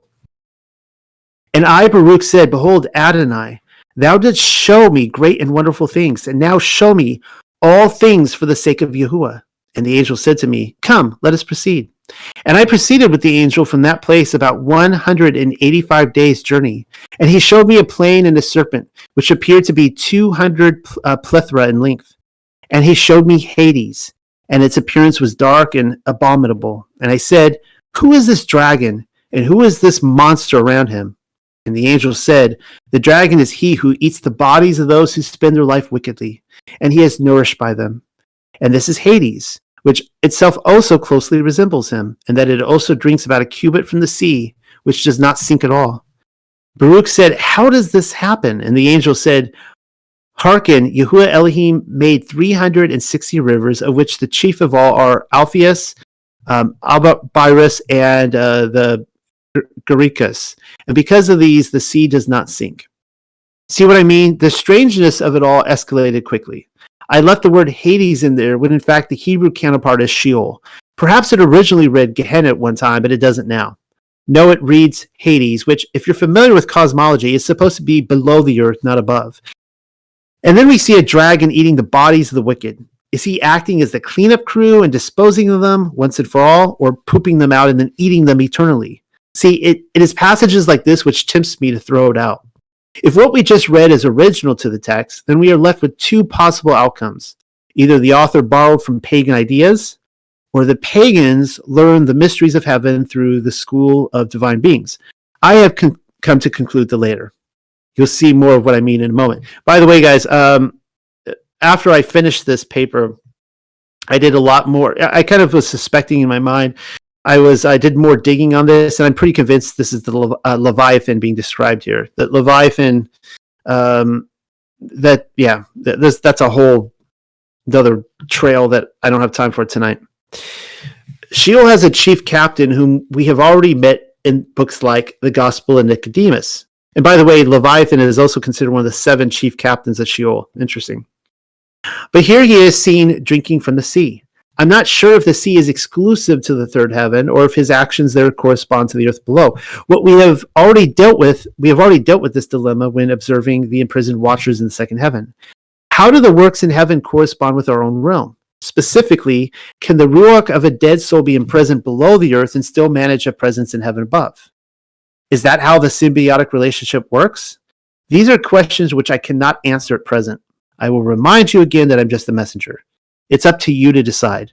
Or better yet, help me problem solve rather than simply letting your flatulence be known and tossing aside what we do not know. Hopefully that didn't come across as rude, but I get that so often people who ask questions and they don't want to seek answers. The divine being Hades is depicted as a type of dragon, which shouldn't surprise anyone, seeing as how the seraphim are an entire race of reptilian beings. What interests me, though, is his drinking from the sea. In this way, he is indirectly compared with the Leviathan. You can see there that I was already making the connection. More directly, what Charybdis, if I pronounce that right, Charybdis, the sea monster of Homer's mythology. So I'm going to quote from Homer real quick. And by the way, this seems to be describing Leviathan and Behemoth kind of too here. It's kind of interesting. You see the same repeated pattern throughout mythology. We then sailed up on the narrow strait with wailing, for on one side lay Scylla, and on the other divine Charybdis, terribly sucked down the seawater of the sea.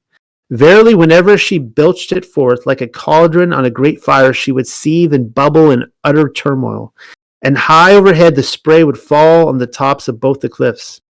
But as often as she sucked down the salt water of the sea, within she could all be seen in utter turmoil, and round about the rock roared terribly, while beneath the earth appeared black with sand, and pale fear seized my men. So she's creating like a whirlpool. Charybdis was a sea monster whose daily sucking and expulsion of water created the high and low tides of each passing day. She was believed to live under a small rock on one side of a narrow channel. Opposite her was Scylla, another sea monster that lived inside a much larger rock. The sides of the strait were within an arrow shot of each other, and sailors attempting to avoid one of them would come and reach or contact of the other. If you're wondering why I put quotes on that, it's because the information was pulled from Wikipedia. Well, the same divine being is described in Jason and the Argonauts, in Virgil's The Aeneid, and by Aesop. Are they the same creature? The defining difference with the monstrous Hades in 3rd Baruch is that his masculine, rather than feminine, and the 3 chief rivers, and by the way, that the masculine there could just be a, translation error. Happens all the time. And the 3 chief rivers, you see right there, Alpheus, Abirus, and the Garikas, flows into the ocean, thereby counterbalancing his consumption. That leads us to the next artifact in pagan lore.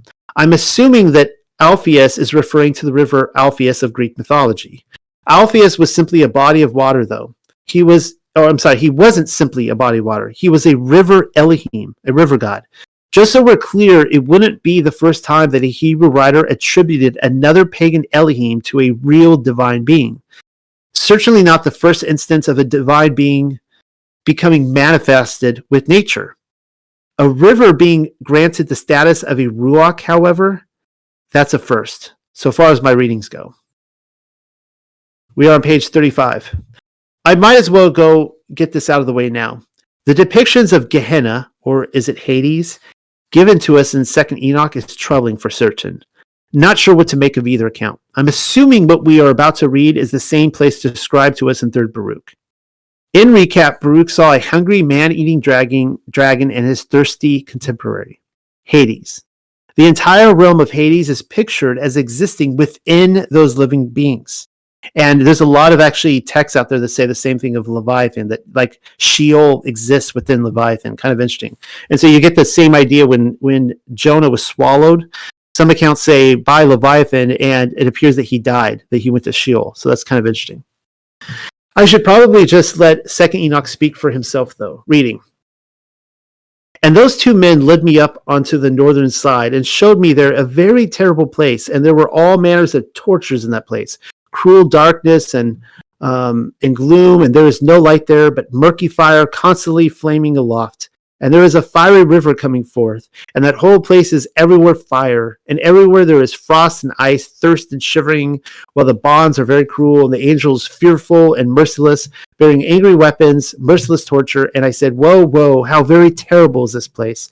And those men said to me, This place, O Enoch, is prepared for those who dishonor Elohim, who on earth practice sin against nature, which is child corruption after this sodomitic fashion, magic making, enchantments, and devilish witchcrafts, and who boast of their wicked deeds, stealing, lies, calumnies, envy, rancor, fornication, murder, and who, accursed, steal the souls of men, who, seeing the poor, take away their goods and themselves wax rich, injuring them for other men's goods, who, being able to satisfy the empty, made the hungering to die, being able to clothe, strip the naked, and who knew not their Creator, and bowed to the soulless and lifeless Elohim, who cannot see nor hear, vain Elohim, who also built hewn images and bowed down to unclean handiwork. For all these is prepared this place among these for eternal inheritance. Indeed, this has all the markings of Gehenna, garbage heap and trash compactor, the place where the wicked end up. Anyone who does not gain entrance into Eden or is not permitted within New Jerusalem ends up here.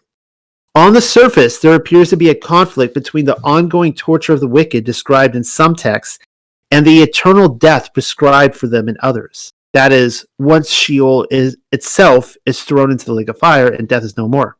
But again, at the risk of sounding like a broken record, I'm just the messenger. Continuing.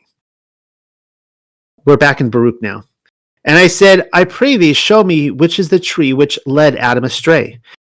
This is where it gets really trippy, guys.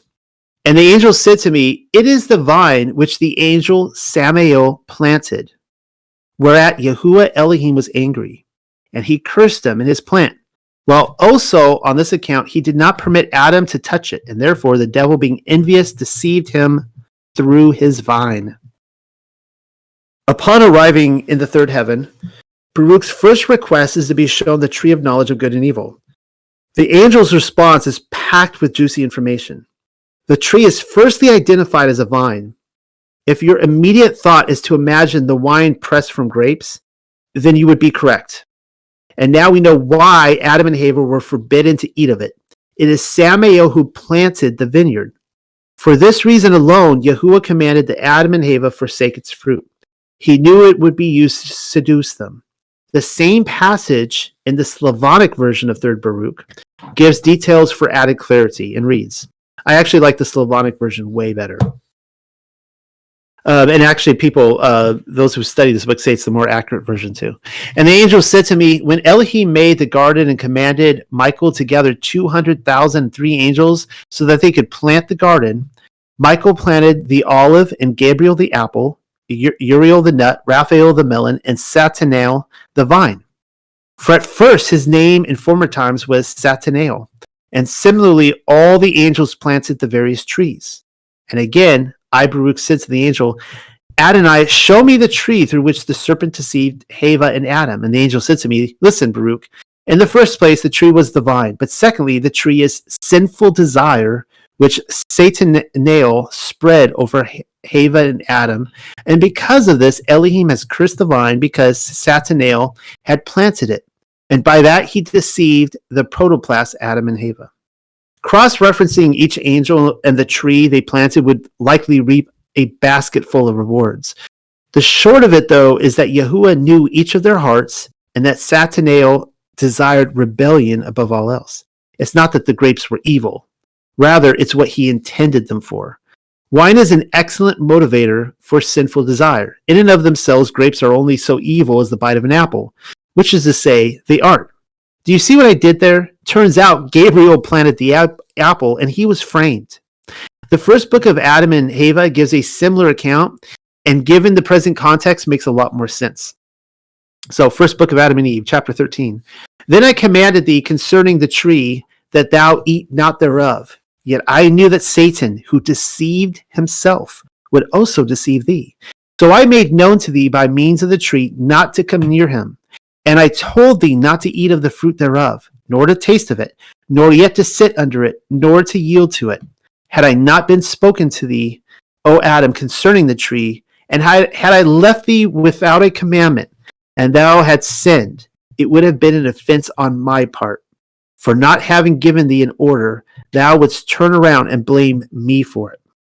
You see, Yahuwah may have allowed the tree to remain, but it's not like he planted it there to tempt them. He even says he'd let them know about its existence so that the offense wouldn't be his if they decided to partake. This all plays out like Yahusha's wheat and parables. The wheat are expected to exist alongside Satan's planning of tares and yet remain obedient. It's all a part of the test. Commanding them not to partake of the tree was the same thing as telling them not to approach Hasatan. It was his possession to begin with. Accordingly, they weren't even supposed to approach the tree, let alone sit beneath. What do you suppose Yahuwah meant by not yielding to it? The fruit led to something else, sinful desire. The revelation of Moshe adds details to the temptation of Adam and Hava, and in doing so, frames it in a slightly different light. So we read.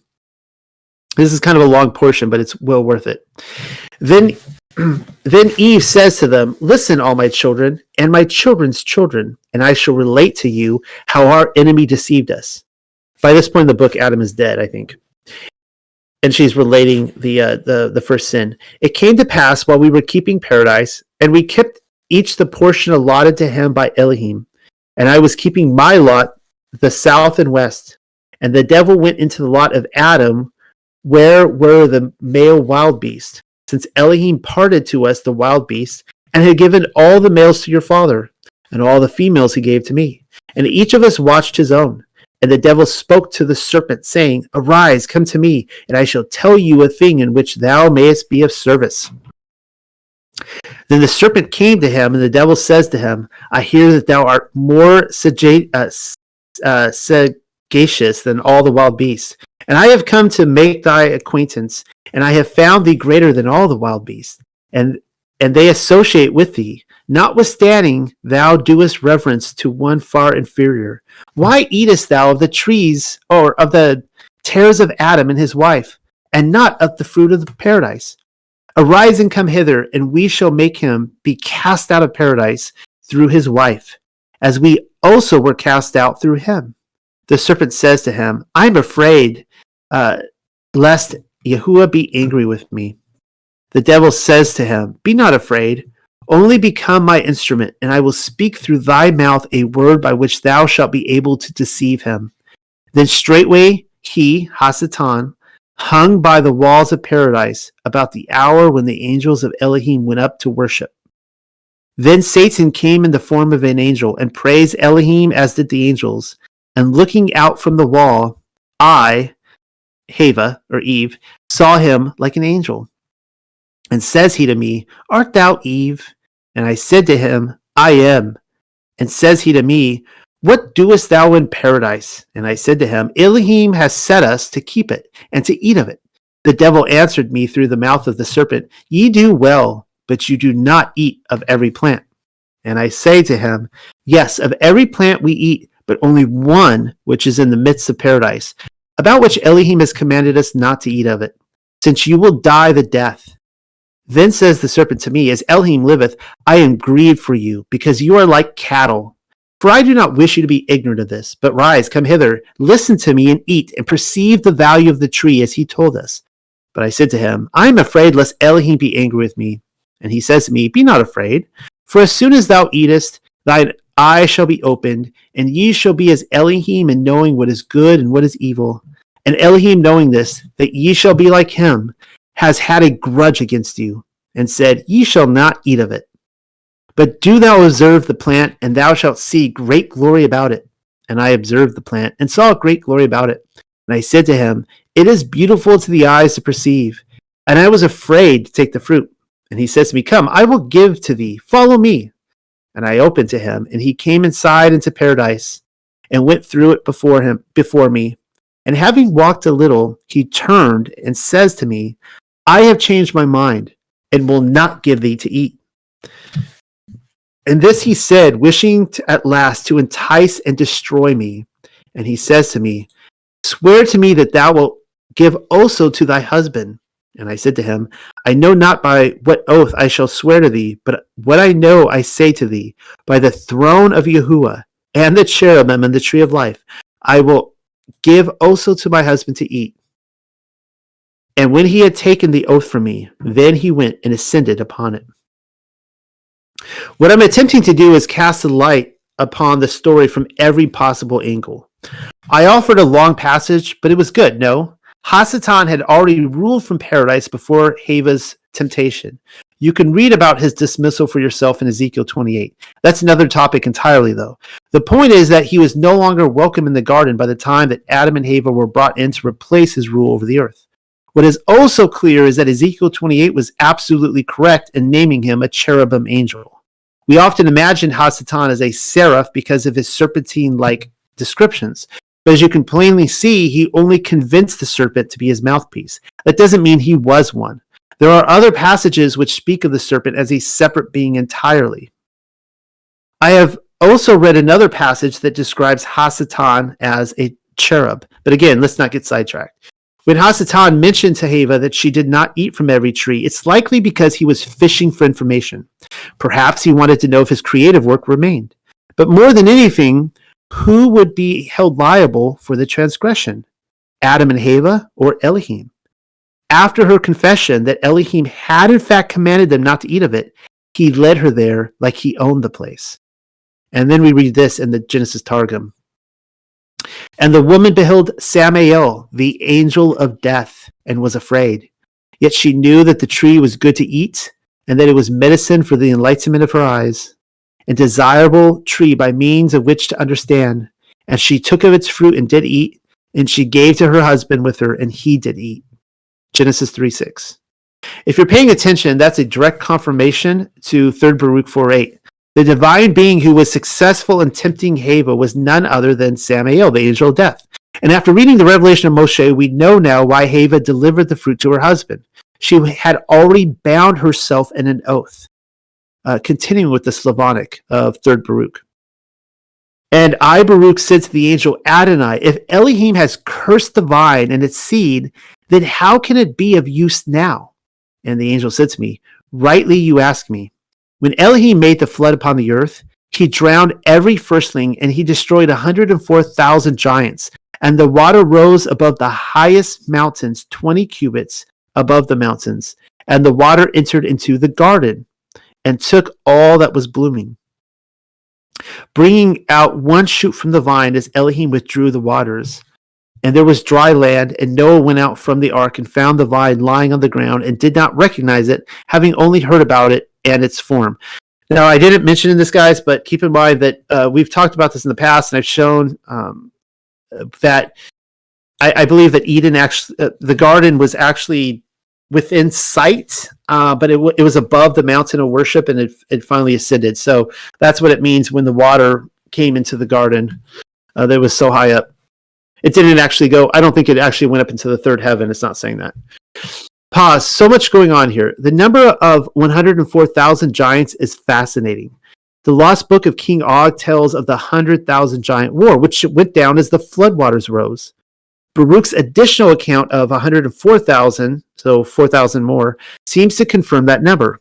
According to the Genesis Targum, the remaining 4,000 giants were attempting to stop up the fountains of the deep. It says so in Genesis 6:11. It said, I'll just read what's highlighted there. And the giants were gathered there together with their sons and perturbed them. So they actually seemed successful in stopping up some of the great deep. And afterwards, the windows of heavens were opened, and that did them in. So there's that. Most giants were engaged in battles. Others attempted to perturb the floodwaters. None were a success, obviously. The more pressing matter, however, is the shoot of the vine, which Noah discovered after the flood. According to 3rd Baruch, the vineyard which Noah planted had a parent, and it was none other than the tree of knowledge of good and evil. Too much?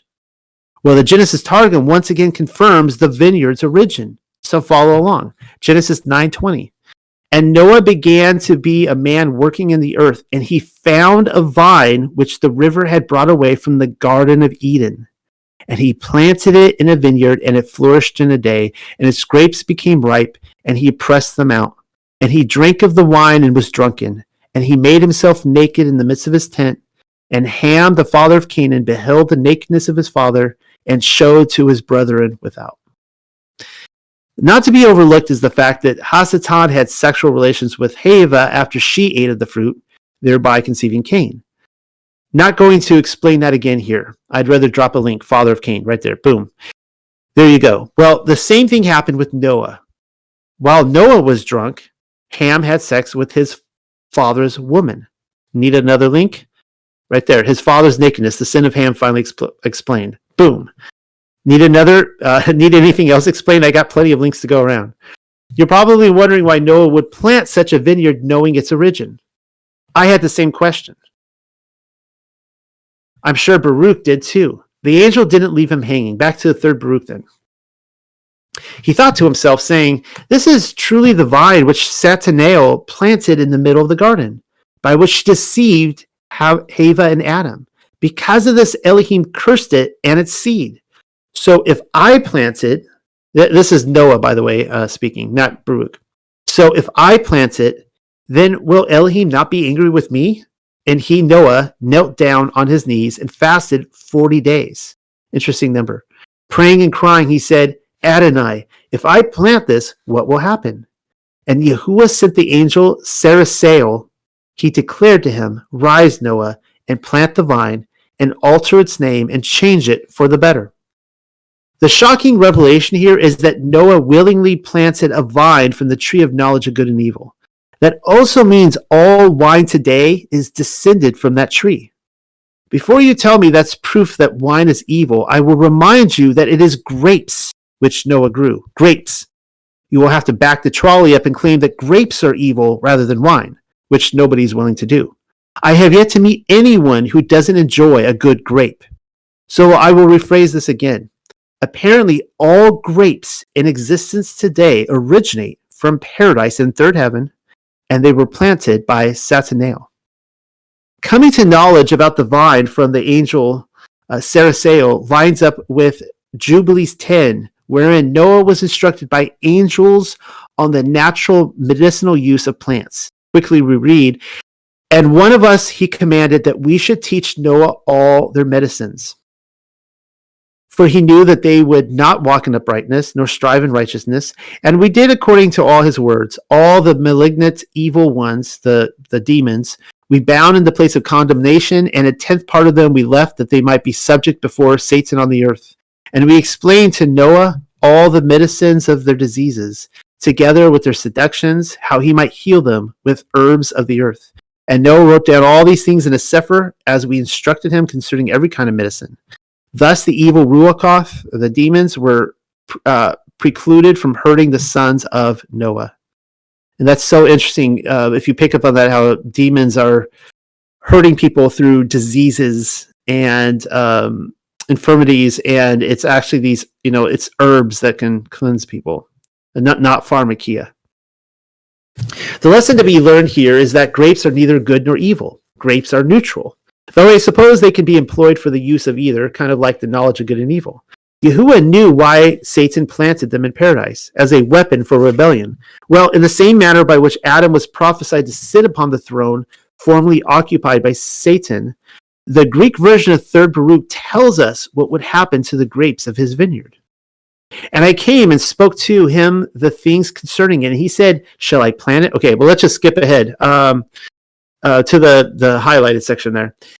The angel says, arise, Noah, and its bitterness shall be changed into sweetness, and its curse shall become a blessing. And that which is produced from it shall become the blood of Elohim.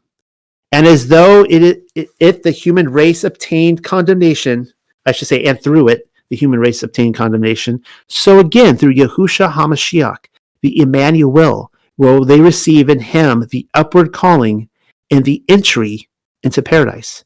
3rd Baruch, chapter 4. Wait, the wine from paradise would become the blood of Elohim? That's what it appears to be saying. If I'm not mistaken, we've just been handed a reference to the blood of the renewed covenant.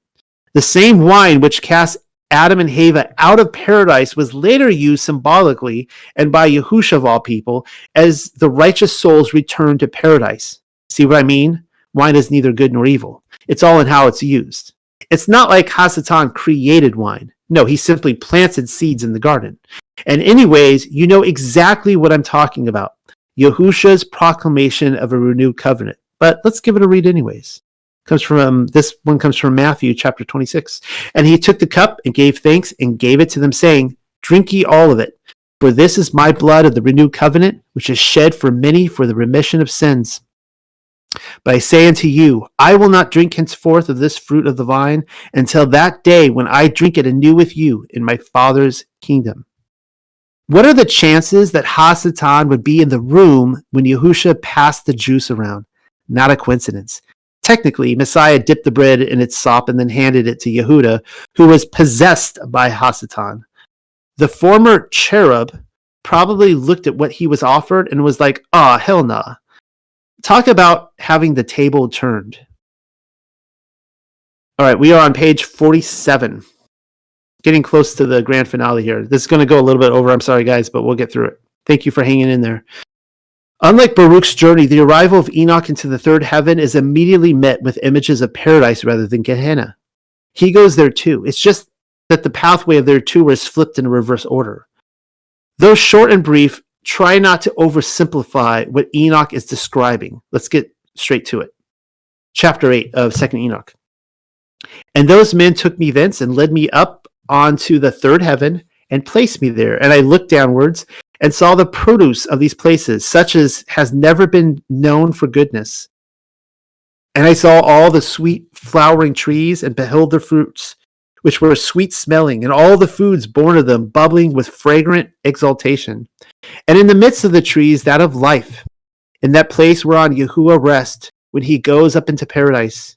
And this tree is of ineffable goodness and fragrance and adorned more than every existing thing. And on all sides it is in form gold-looking and vermilion and fire-like and covers all. And it has produce from all fruits. Visit enough castles or palaces and it should be made apparent that every king has a garden and very likely a dungeon. So it shouldn't surprise anyone to learn that a place was created within all the worlds where Yahuwah the Most High Elohim might visit and rest. A place far more delightful than any other imagined. It's not a stretch of the imagination by any means to figure Yahuwah rested in paradise on the seventh day of creation. Genesis describes him as walking through the garden during the cool of the day, much as any king would. The Aramaic Targum specifies that it was the word of Yahuwah who made a daily jaunt. And then we read this. Genesis 2:8 Targum.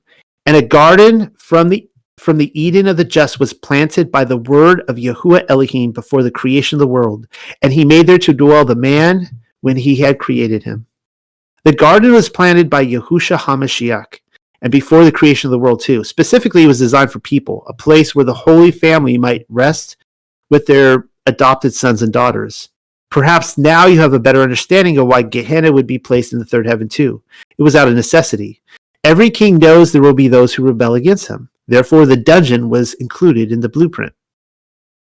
Continuing 2nd Enoch, its roots is in the garden at the earth's end. He's talking about the tree of life. And paradise is between corruptibility and incorruptibility.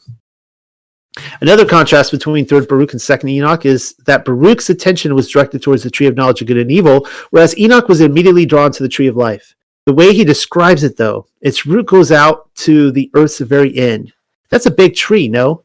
Compare that with the Genesis Targum again, which reads, "And Yahuwah Elohim made to grow from the ground every tree that was desirable to behold and good to eat, and the tree of life in the midst of the garden, whose height was a journey of 500 years, and the tree of whose fruit they who ate would distinguish between good and evil."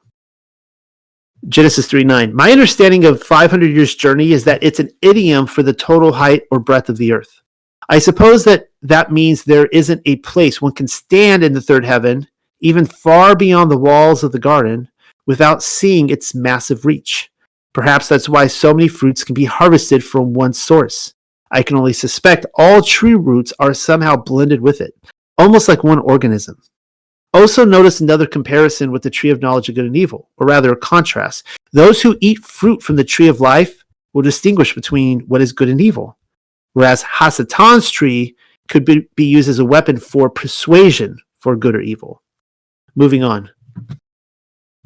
And 2 springs come out, which send forth honey and milk, and their springs send forth oil and wine, and they separate into 4 parts and go around with quiet course and go down into the paradise of Eden between corruptibility and incorruptibility.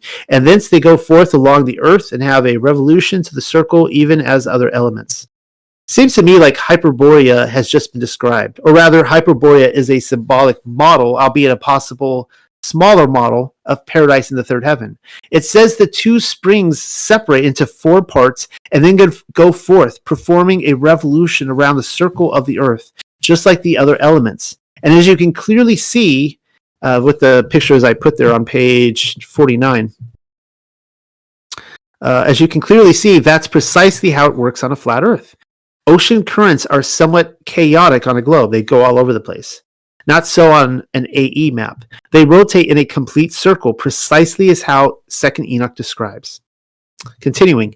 And here there is no unfruitful tree, and every place is blessed. And there are 300 angels very bright who keep the garden, and with incessant sweet singing and never silent voices serve Yahuwah throughout all days and hours. And I said, how very sweet is this place? And those men said to me, this place, O Enoch, is prepared for the righteous, who endure all manner of offense from those that exasperate their souls, who avert their eyes from iniquity, and make righteous judgment, and give bread to the hungering, and cover the naked with clothing, and raise up the fallen, and help injured orphans, and who walk without fault before the face of Yahuwah, and serve him alone. And for them is prepared this place for eternal inheritance. Of course, that's a complete contrast from Gehenna. If you recall, the 300 angels who tend to the garden correspond nicely with the revelation of Moshe, wherein we read, then straightway Satan hung by the walls of paradise about the hour when the angels of Elohim went up to worship. So Hasatan was only able to sneak into the garden, or rather convince Hava to let him through the gate, once the angels left to worship Elohim. Returning now to 3rd Baruch, and I need a drink of water. We are on page 51. I think I have like 10 pages left. After learning about the origins of wine, Baruch's trip through the heavens becomes even stranger, as he then sees the sun being pulled by a man in a chariot. A fiery phoenix is also involved. Your probable first inclination is to turn towards images of Ra in Egypt or Apollo in Greece and denounce it all as pagan. And I wouldn't blame you if you did. I even included a picture of Apollo taking a trip through the clouds for dramatic effect. Who's the woman in his arms? Quite the babe. Perhaps the sun and Luna have finally hooked up after all these years. We all saw it coming. Why couldn't they? Either 3rd Baruch was copying pagan prototypes, or the mysteries were given the secrets of heaven by the Watchers and the 70 shepherds without being ruled by Yahuwah's instructions in righteous living. Again, you will have to decide on its pagan origins. I'm just the messenger. So getting into it. And he took me and led me where the sun goes forth. And he showed me a chariot and four, under which burnt a fire. And in the chariot was sitting a man wearing a crown of fire. And the chariot was drawn by 40 angels. And behold, a bird circling before the sun, about 9 cubits away. And I said to the angel, what is this bird? And he said to me, this is the guardian of the earth. And I said, Adonai, how is he the guardian of the earth? Teach me. And the angel said to me, this bird flies alongside of the sun, and expanding his wings receives its fiery rays. For if he were not receiving them, the human race would not be preserved, nor any other living creature. But Elohim appointed this bird thereto. And he expanded his wings, and I saw on his right wing very large letters, as large as the space of a threshing floor, and the size of about 400,000 modi. And the letters were of gold, and the angel said to me, read them. And I read, and they ran thus, neither earth nor heaven bring me forth, but wings of fire bring me forth. And I said, Adonai, what is this bird, and what is his name? And the angel said to me, his name is called Phoenix. And I said, and what does he eat? And he said to me, the manna of heaven and the dew of the earth. I kind of find that interesting. And I said, does the bird excrete? Interesting question to ask. And he said to me, he excretes a worm, and the excrement of the worm is cinnamon, which kings and princes use. But wait, and thou shalt see the glory of Elohim. Amazing. Page 53. Gods of Egypt is advertised to us as a 2016 fantasy film, and yet I'm starting to get the idea that they're shoving it in our faces. That's what Hollywood is good for, giving us the truth but selling it as fiction, trivializing the supernatural into a watered-down product. Even simply amazing. None of this will make any sense to the sort of person who inhabits the spinning, wobbling globe of and fancies post-Newtonian thinking over the wisdom of the ancients, claiming science explains everything while leaving no room for the spiritual realm. Divine beings are indeed the stewards of nature. Continuing third Baruch. And while he was conversing with me, there was as a thunderclap, and the place was shaken on which we were standing. And I asked the angel, my Adonai, what is this sound? And the angel said to me, even now the angels are opening the 365 gates of heaven, and the light is being separated from the darkness. And a voice came which said, Light giver, give to the world radiance. And when I heard the noise of this bird, I said, Adonai, what is this noise? And he said, this is the bird who awakens from slumber the cocks upon earth. For as men do through the mouth, so also does the cock signify to those in the world, in his own speech. For the sun is made ready by the angels, and the cock crows. And now admit it, you've always wondered how roosters all over the world are capable of beating the clock day after day. Science would say it has something to do with genetic programming or learned behavior. They may even play the evolution card. But whatever the case, I guarantee you they'll leave out the missing spiritual component. Fact of the matter is, we live in a conscious realm. Roosters function as they do by heavenly edict. They cock-a-doodle-doo when the angels open the gates of heaven. You will say that's impossible, as roosters wake up at all hours of the day, depending upon where they're perched on a fence in the world. This is true. There are, however, 365 gates leading into heaven, one for each day of the year, perhaps. No, it says they're all being open whenever light is separated from the darkness. It takes 24 cyclic hours to separate the light from the darkness. If it took a day to open and close every gate, then we're looking at 15 gates per hour. My best guess is the gates in heaven line up with the zodiac. I even found a cross-reference to the relationship between roosters and the gates of heaven in the following passage. And this is actually where I think this gets really good. So this comes from the Testament of our father Adam. The first hour of the night is the praise of the demons, and at that hour they do injure or harm any human being. The second hour is the praise of the doves. The third hour is the praise of the fish and the fire and of all the lower depths. The fourth hour is the holy, holy, holy praise of the seraphim. And so I used to hear before I sinned the sound. This is, of course, Adam talking about his experience in paradise. The sound of their wings in paradise when the seraphim would beat them to the sound of their triple praise. But after I transgressed against the law, I no longer heard that sound. The fifth hour is the praise of the waters that are above heaven. And so I, together with the angels, used to hear the sound of mighty waves, a sign which would prompt them to lift a hymn of praise to the Creator. The sixth hour is the construction of clouds and of the great fear which comes in the middle of the night. The 7th hour is the viewing of their powers while the waters are asleep. And at that hour, the waters can be taken up, and the priest of Elohim mixes them with consecrated oil and anoints those who are afflicted, and they rest. The 8th hour is the sprouting up of the grass of the earth while the dew descends from heaven. The 9th hour is the praise of the cherubim. The 10th hour is the praise of human beings, and the gate of heaven is opened, through which the prayers of all living things enter, and they worship and depart. And at that hour, whatever a man will ask of Elohim is given to him when the seraphim and the roosters beat their wings. The 11th hour there is joy in all the earth when the sun rises from paradise and shines forth upon creation. The 12th hour is the waiting for incense, and silence is imposed on all the ranks of fire and wind until all the priests burn incense to his divinity. And at that time, all the heavenly powers are dismissed. The Testament of our father Adam, chapter 1, verses 1 through 12. I probably should have given some context. It is Adam speaking in the above passage. He is disseminating knowledge to Seth on the rotating hours of each day. I have only given the 12 hours at night, and as you can clearly see, the gates of heaven are open while the roosters beat their wings, all of which is in sync with the seraphim angels. Makes me wonder if the heavenly bird who awakens the rooster is somehow related to the seraphim. Continuing with... I should have said cherubim. I don't know why I put seraphim, but it could have been seraphim. Continuing with 3rd Baruch. And I said, and where does the sun begin its labors? After the cock crows?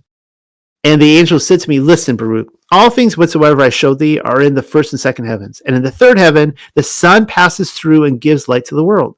But wait, and thou shalt see the glory of Elohim. And while I was conversing with him, I saw the bird, and he appeared in front and grew less and less, and at length returned to his full size. And behind him I saw the shining sun, and the angels which draw it, and a crown upon its head, the side of which we were not able to gaze upon and behold.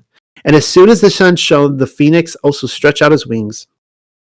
But I, when I beheld such great glory, was brought low with great fear, and I fled and hid in the wings of the angel. And the angel said to me, fear not, Baruch, but wait, and thou shalt also see their setting. Baruch apparently has the same questions as many of us. Where does the sun begin and end its labors? His inquiry seems to go unanswered for us at any rate. In another moment, Baruch is taken to the west. But where is the west? We are not directly told. What I want you to notice, though, is the sun's circuit through the 3rd heaven. I am of the opinion that the sun, at least from our perspective, is something like a portal of light which corresponds to the sun making the laps around Gehenna and paradise. I'll show you what I believe, why I believe that in the following passage. So this comes from 1 Adam and Eve. Then Adam cried in deep affliction and beat his chest, and he got up and said to Hava, where are you? And she said to him, look, I am standing in this darkness. She's in a cave. He then said to her, remember the bright nature in which we lived when we lived in the garden? Oh, Hava, remember the glory that rested on us in the garden? Oh, Hava, remember the trees that overshadowed us in the garden while we moved among them? Oh, Hava, remember that while we were in the garden, we knew neither night nor day. Think of the tree of life, from below which flowed the water, and that shed luster over us. Remember, O Hava, the garden land and the brightness thereof. Think of that garden in which was no darkness while we lived in it. See what I mean? Adam and Hava never experienced the darkness of night so long as they inhabited the 3rd heaven. The sun may have been pulled on a circuit by angels, and Adam and Hava may have watched it pass outside the garden walls, but darkness did not follow in its wake. Probably because everything in paradise is glorified, gleaming with the very light which the sun advertises for us here on the earth. Further evidence from chapter 16 of the same book. After this, Adam and Hava continued to stand in the cave, praying and crying until the morning dawned on them. And when they saw the light return to them, they retrained from fear and strengthened their hearts. Then Adam began to come out of the cave. And when he came to the mouth of it and stood and turned his face towards the east and saw the sunrise in glowing rays and felt the heat thereof on his body, he was afraid of it and thought in his heart that this flame came forth to plague him. He then cried and beat his chest. Then he fell on the ground on his face and made the request, saying, O Adonai, plague me not, neither consume me, nor yet take away my life from the earth. For he thought the sun was Elohim. The sun was an immediate terror for Adam and Hava after they had fallen from their glorified state. Their bodies were no longer accustomed to nor retrofitted for the radiance which once surrounded them. Continuing again with third Baruch. And he took me and led me towards the west. And when the time of the setting came, I saw again the bird coming before it. And as soon as light came, I saw the angels. And they lifted the crown from its head. But the bird stood exhausted and with wings contracted. And beholding these things, I said, Adonai, wherefore did they lift the crown from the head of the sun? And wherefore is that bird so exhausted?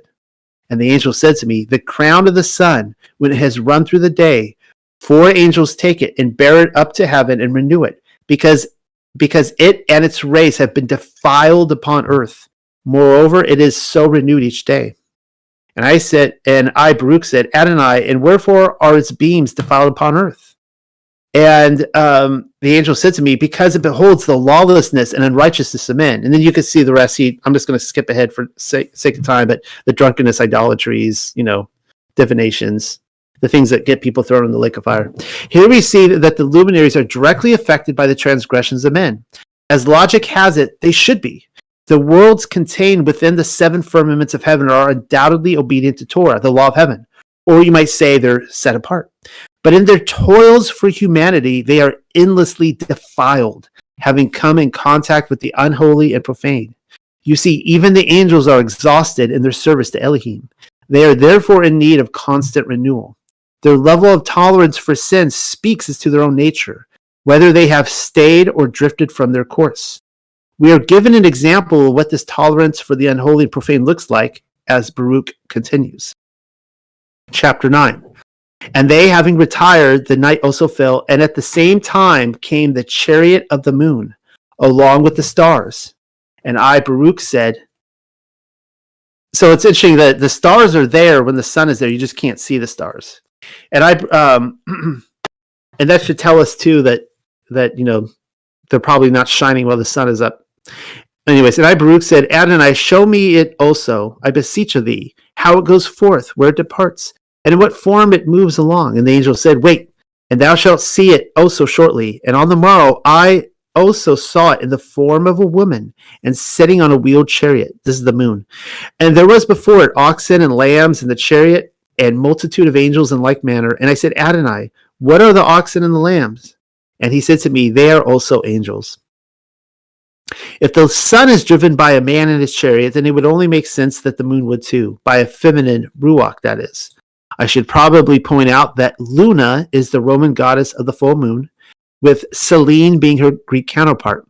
Baruch doesn't give us a name. He simply seems content with the notion that the ancients appreciated the consciousness of nature better than we do today.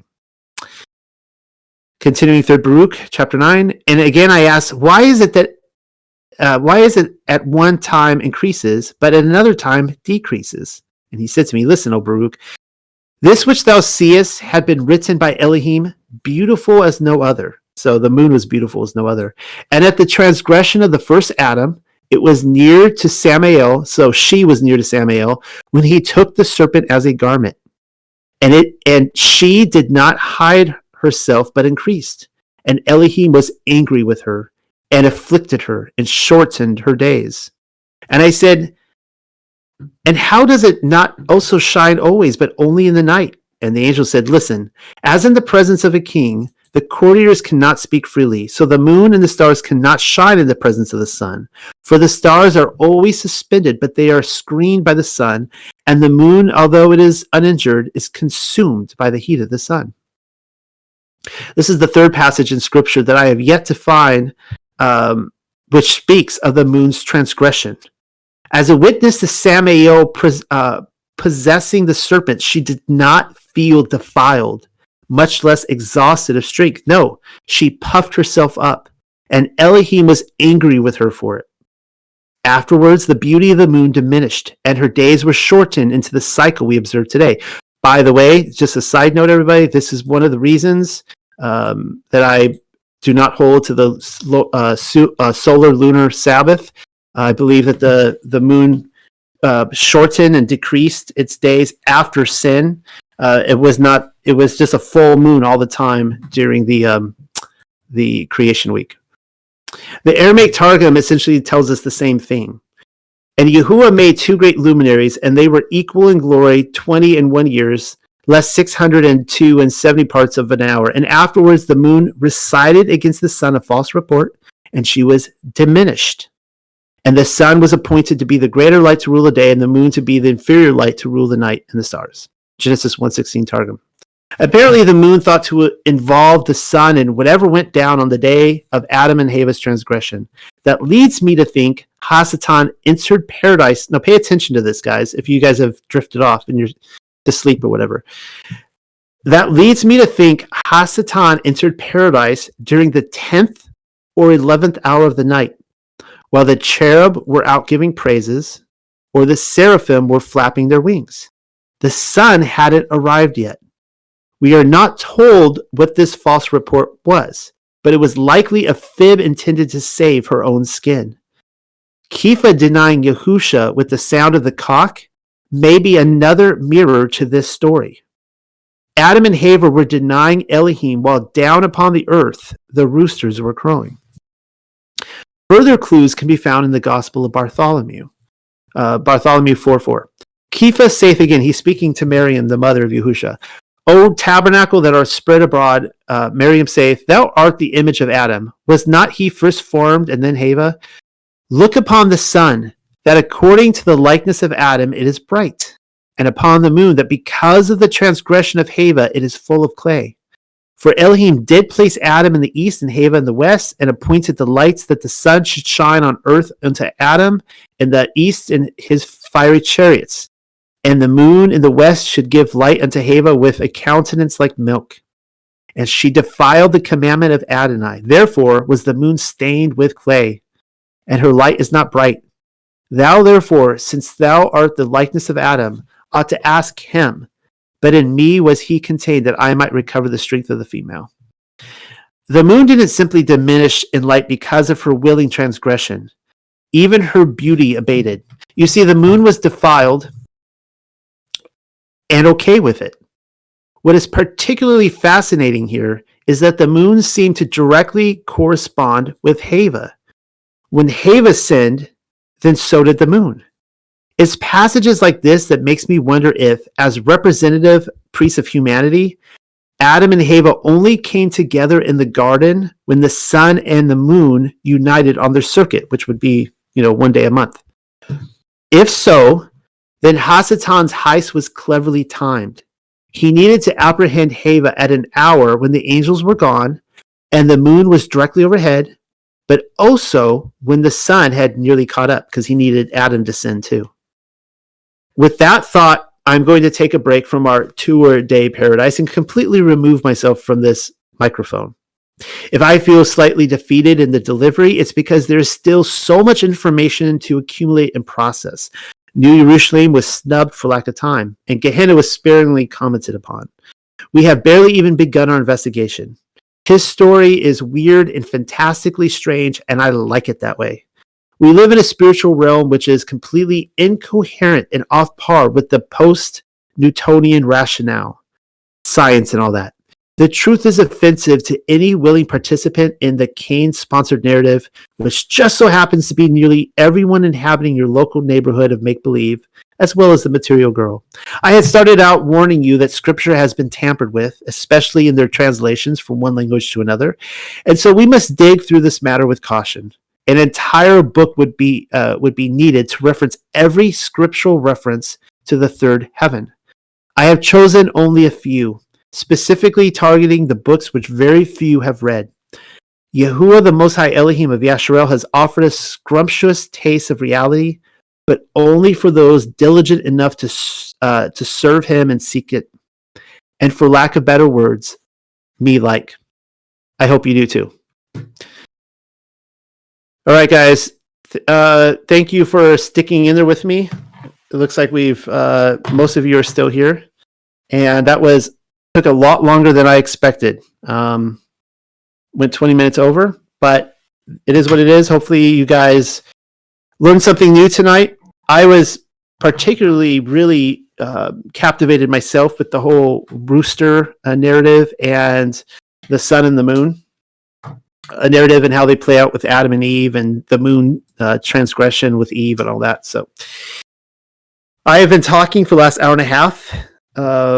You guys open up the mics and let me know your thoughts.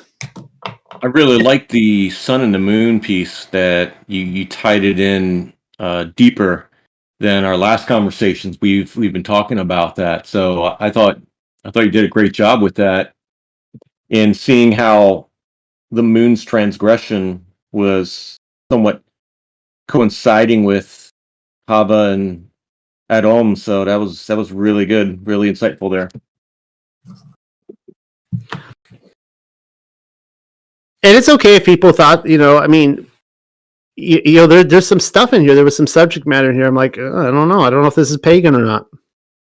And that's well, yeah, that's where we find a lot of these pagan mythological folklore type of information. There's truth in it, and that's the challenge that we have, is walking in discernment and trying to flesh these things out, so to speak, in what is or was being shown to us in history, whether there is truth in it and what kind of truth that is in it. So it's something that we have to be careful of. Instead of throwing the baby out with the bathwater, is what is it that we have here, and what is it that we can actually use? So I agree. It took me a while thinking about this, but I actually really like the idea of the sun and the moon being like driven by these chariots by a man and a woman. And, the Yeshayahu would talk about the person enthroned in each heaven that was like ruler, lord of that whole realm of heaven, and he would have this crown. But then you see that the driver of the sun and the moon also have crowns. They're like a king and a queen, and so yeah. I mean, the thing is with all these mystery religions, and that's where Enoch really explains it to me, that the Watchers literally came down and gave them the mysteries of heaven, but they corrupted everything, and so that's what we see like all over the world with these mystery religions that all have these similarities, but they have no love for the Most High. They're all corrupted in that sense. Yeah, and how hard is it to believe that we don't see in the spiritual realm, we only see in this physical realm. So how hard would it be to note that the sun and the moon are actually being pulled by a chariot in the spiritual realm? I mean, it could be very well possible. Yeah. Well, and I think I really stand on the fact that the moon cannot be landed upon, and obviously not the sun either. But I almost kind of see them as like portals, like what he's describing up there in the third heaven. That when we see the sun and the moon, we're not actually. There's two options: either we're looking up to the third heaven, or we're not. And I say we're not. That the literally we can't see past the firmament, and going into the first heaven. And so we see in all these different layers that it's like there's this cause and effect, that they're doing things in these different layers that is affecting things on the earth. And so, storehouses and factories and prisons and all sorts of things. And so I just see that like whatever they're doing up there in the third heaven, the sun and the moon, the spirits behind them, that like we see the reflectors down here. We see the representation, I guess, of the spiritual beings. Yeah, as you read, as above and so below. Yeah. Give us a little background on Baruch. Yes, I'm chewing on a saltine cracker here, but let me get a drink of water. So Baruch, first and second Baruch are phenomenal books. I highly recommend if you get the Sefer. Dr. Pigeon has included First and Second Baruch in the Bible, which is so. I just love it. I love that I open my Bible and they're in there. And Baruch was friends with Jeremiah, and they were writing their books at the same time. And they were actually left behind when the Babylonians came and destroyed Jerusalem. And Baruch was he was a temple priest, and for whatever reason he wasn't carted off to Babylon. And when you're reading Baruch, actually he did ascend to heaven like this, but he actually was taken to heaven permanently, like Elijah and Enoch and others. And it's either in First or Second Baruch, and he's getting ready to ascend, and all the people there are really upset because they say, when you leave, there will be no more Torah. And that's a really interesting thought, because what they're saying is that Baruch had memorized Torah. He knew it up and down. And by this point, there was no Torah left. You have to recall that it was Ezra who basically every single source text we have comes post-Babylonian captivity through Ezra. And, he basically supernaturally transferred, he and some people with him wrote all these texts. And this is why I kind of always laugh when they say, like, oh, like, the book of Enoch can't be older than like the 3rd or 4th century, BC. And it's like, well, because of like the place names and stuff. I'm like, well, okay, well, that's when it was written, technically. It really was. The Aramaic Targums, all of them, they were all written at that time. And so, I believe that Ezra was the first one he no longer was writing the Bible in Paleo Hebrew. He went to the Babylonian script at that point, and it was all part of Yah's divine plan. Anyways, yeah, but that was Baruch and Jeremiah were there at the same time to weep Jerusalem being destroyed when the Babylonians carted everybody off.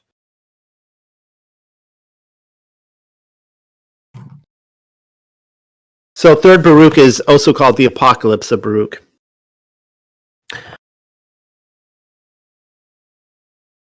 Oh, he might have been he might have been the scribe of Jeremiah. For some reason, I was reading somewhere that he was a temple priest. I could be wrong on that. But yeah, they were definitely Jeremiah and Baruch were buds.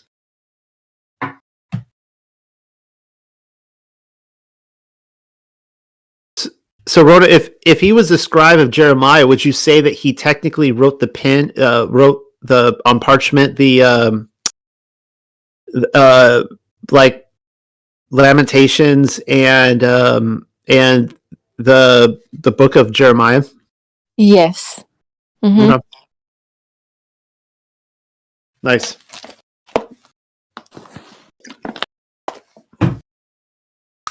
Anybody else?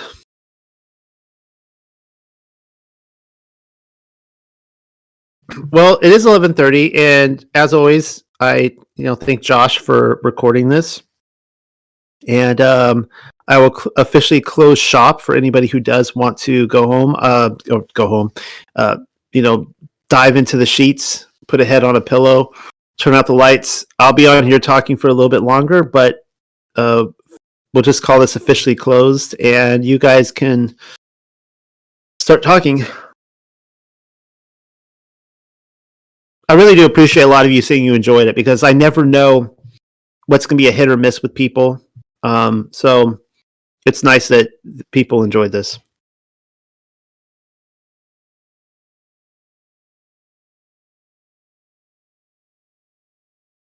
And you didn't have to go running anywhere.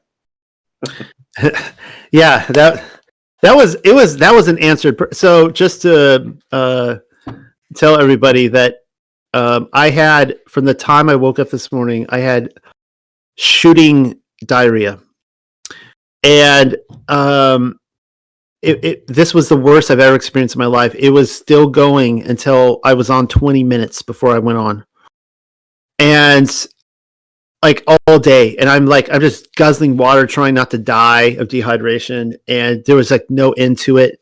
And I'm sitting. I'm not trying to be graphic, but I'm sitting on the toilet, and it's like 8:30 or 8:40 or whatever, and I'm just like, I'm praying, I'm praying to Yah. I'm like, okay, this is it. This is the going to 0 hour. I got a presentation to give. Should I cancel, or can you like just end this right now? And I came in here and I sat down, and it was the first time that I was able to sit for 2.5. It's been 3 hours now, and it's been a dry country over here. So that is Yah answering my prayer, because it was terrible all day. Yeah. Yeah. That's why I told people when they first came in, I think before you got here, Rob, I'm like, all right, guys, here's the instructions. If I have to say I'm getting up, I'm going to be back in 5 minutes, here's what's happening. Just just hang in there and explain to the others, and I'll be back and I'll continue, pick up where I left off. Yeah, I was wondering why you said that. I didn't hear the beginning. Yeah, thanks, Noel. This is very insightful, and look forward to some future material on this. That part about Eve making an oath to Hasatan that she'd give it to Adam. Ooh, heavy. I know that was really sad to see, because she had to do it.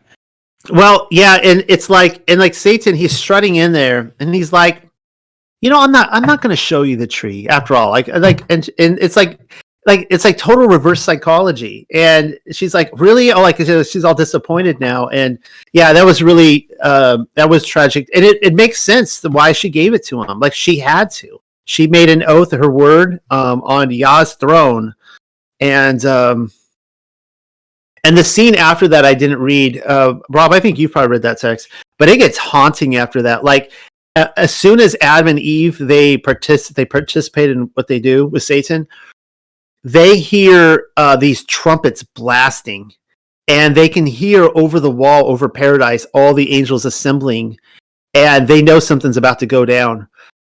And then Yahuwah rides in on a chariot, and as he's riding in, the angels set up a throne there before the tree of life, or it might have been before the tree of knowledge of good and evil, and he sits in the throne and he judges them.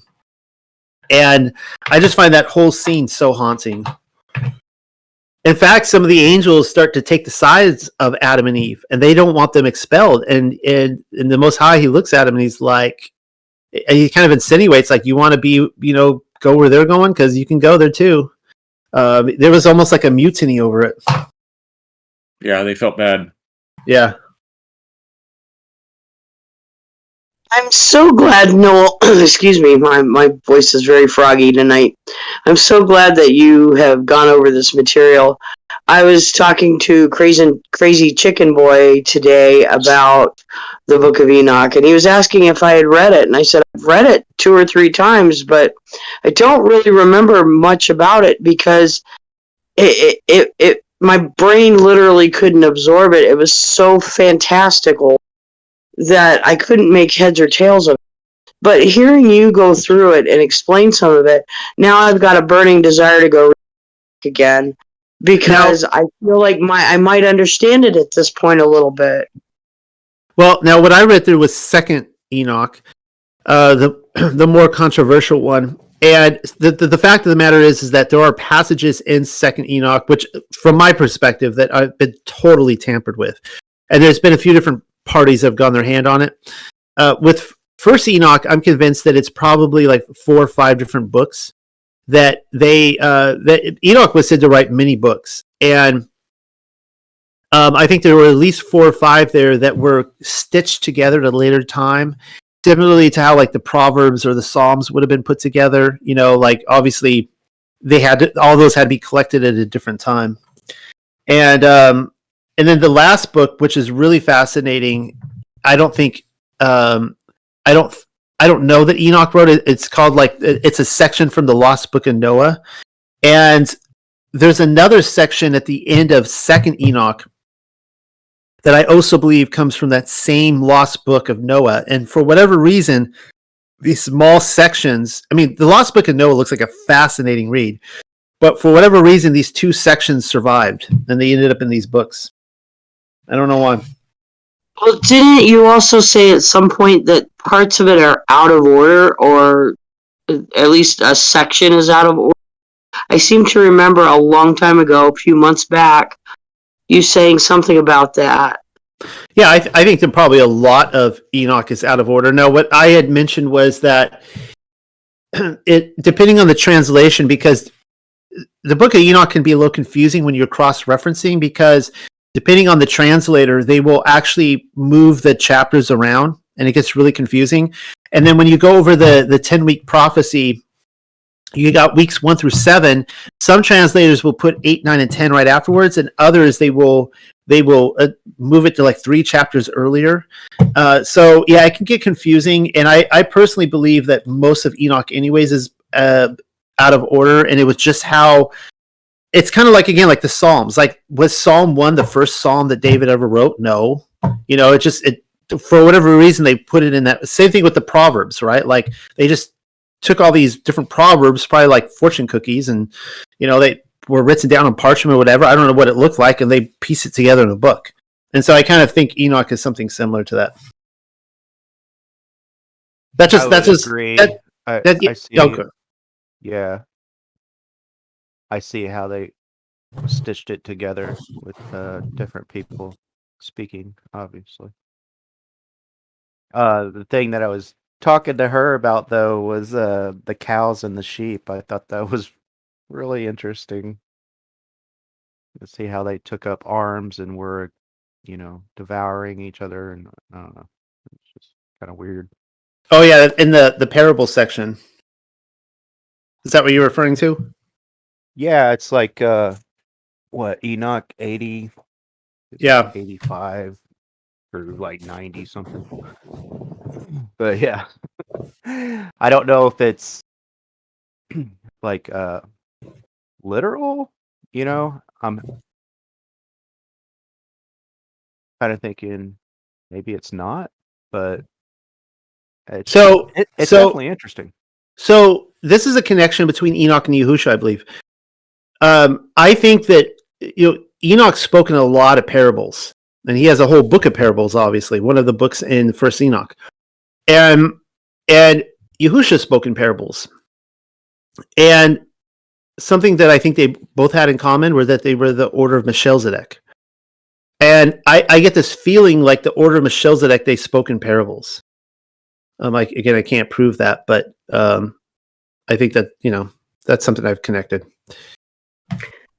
I think the reason for that may be parables are useful for teaching students, aren't they? Yeah, well, I think the thing about parables is that I think the reason Yahusha spoke in parables specifically is that Scripture had become so convoluted by that time by the Talmudic traditions that you couldn't. I think he had to teach it in such a way, teach the truth of the kingdom in such a way that people could grasp it outside of what had been wrangled from them in Scripture. If that makes any sense. Because I think it had been so convoluted. I mean, twisted and mangled by that time. Who was it that asked, my thought on Metatron? So, the thing is that I quoted from that where it talked about Metatron. The Aramaic Targum says he became Metatron, and the problem with Metatron, it's another thing where there's so much literature out there. Like, you get into like Kabbalah, you get into, it's like when people hear me say Metatron, they're like, "Oh, Noel's a Kabbalist now." It's like, no, I'm not. It's just like, the thing is that anyone who ascended to heaven, they're going to become an angel. They're going to become a divine being. Like, you have to. And so I take it that was just his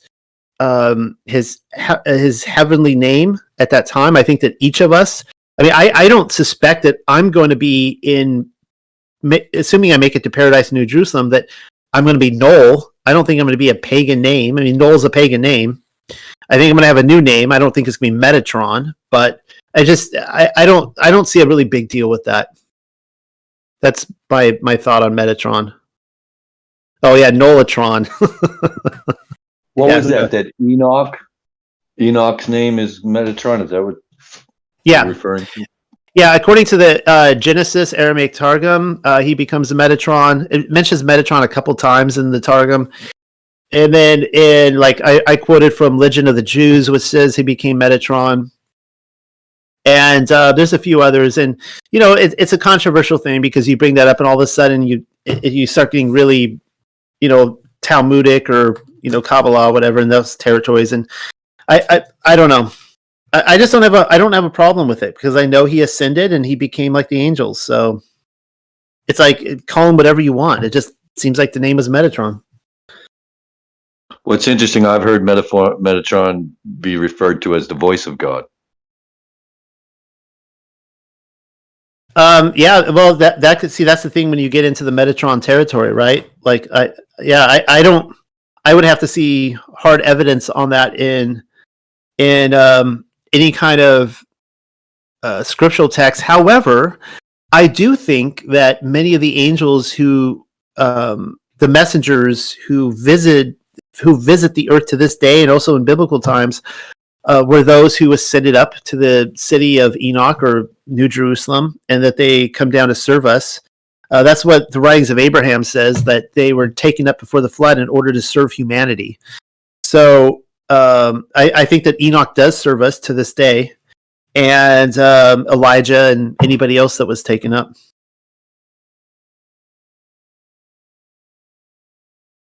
So the Dr. Pigeon book, were you referring to the Sefer. the Millennium Edition? Oh, I don't know. I don't know what edition I have. I just have a big thick edition that has like 20 something added books to it. Yeah, there's 4 different editions now, I believe. I think the third one was the Millennium Edition. Well, what's the difference in the editions? Just the thickness of the paper. I don't know. They did some edits, I think. You can go read it, and they say what the different editions have in them. Okay. I do think he has other books as well that are like not, he doesn't throw in canon, but he has a couple other Sefers. One has First and Second Adam and Eve, and a few others. I'd like to get those and read them. Maybe the Millennium Edition is, yeah, that's the newest one, the 4th, I guess it is.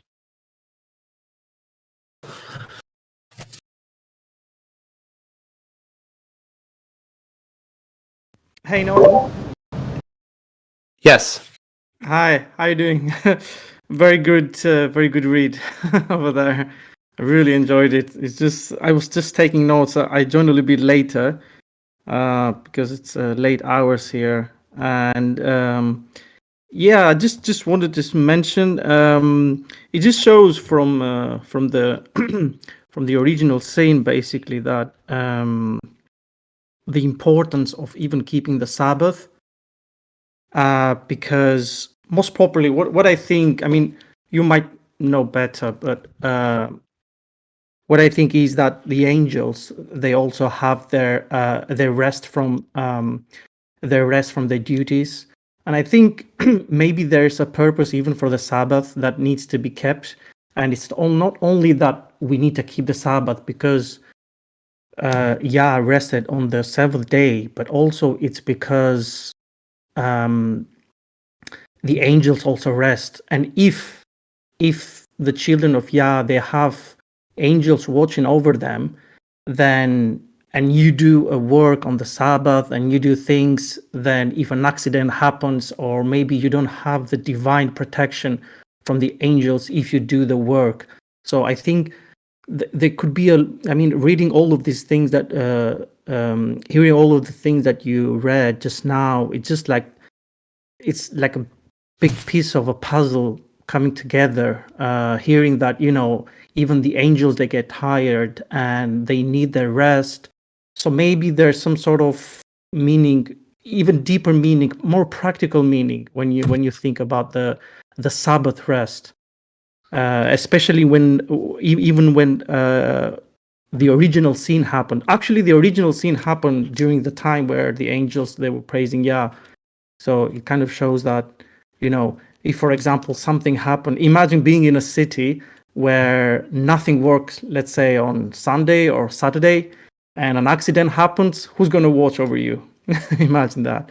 This is how I think about it. What do you think?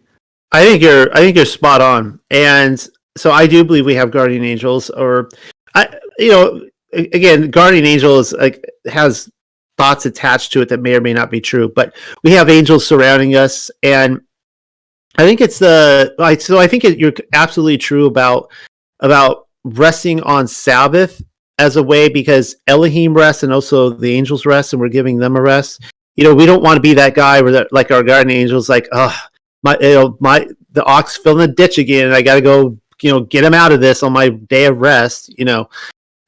So there's a gospel. I'm trying to think, is it the Gospel of Philip? I can't remember what it's called now. When I read it, and it's really interesting, and it talks about how we all do have guardian angels, and it straight out says that like a lot of the angels think the people they have to guard really suck. Like they can't stand it. Like they can't tolerate. Like they're assigned people, and they can't tolerate those people. And they basically, like on the day they died, they're like, "Look, you gave me a really hard time, and you're not going to like the consequences." And so the reversal of that is, if anyone remembers in here, when we went through the testament of Job, and on his deathbed, he asked his daughters to play beautiful music to bless the angels that are coming to take him away. And I think that's a really neat thought, because we don't really think about that. Like when we play music, and we're like blasting it in the car or whatever, or at home, are we thinking about, we're blessing the spiritual realm around us too, right? Hopefully not inviting demons into our house, because that happens. But just the righteous, the set apart, that, they have to listen to that too. And if we want them in our lives, are we polluting them, with our trash? And that's something to think about. So yeah, going back to the Sabbath day thing, that's spot on. Yeah, it's very interesting how even that Yah has a way to actually be able to bless any divine beings that they actually they have repented in a way. For example, Adam and Eve, they sinned, but they regretted about their sin. They repented, and Yah has led them to their salvation. And in a sense, I see the same thing even with the moon. Even though the moon, I think, it sinned, eventually I think Yah found a purpose for the moon. So we will be able to keep the Sabbaths, and also, to help us at least to count the days and the festivities and all the celebrations that we do during the, as we keep the Torah. So I think even in the sin of its children, or even the divine beings or the heavenly luminaries, Yah kind of finds a way to take us through a salvation plan of sorts. For example, the moon was shining as the sun before, but when it sinned, it said, okay, now you sin.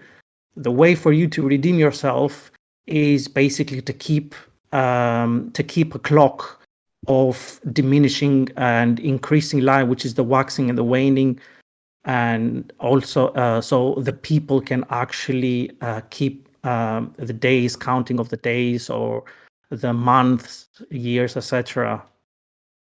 Yeah, well, and so my current thought is that the feast days, the 7 feast days of Yah, Sabbath was always instituted, and Sabbath is a day of rest. It's a day, like, we don't bring sacrifices on Sabbath, we rest.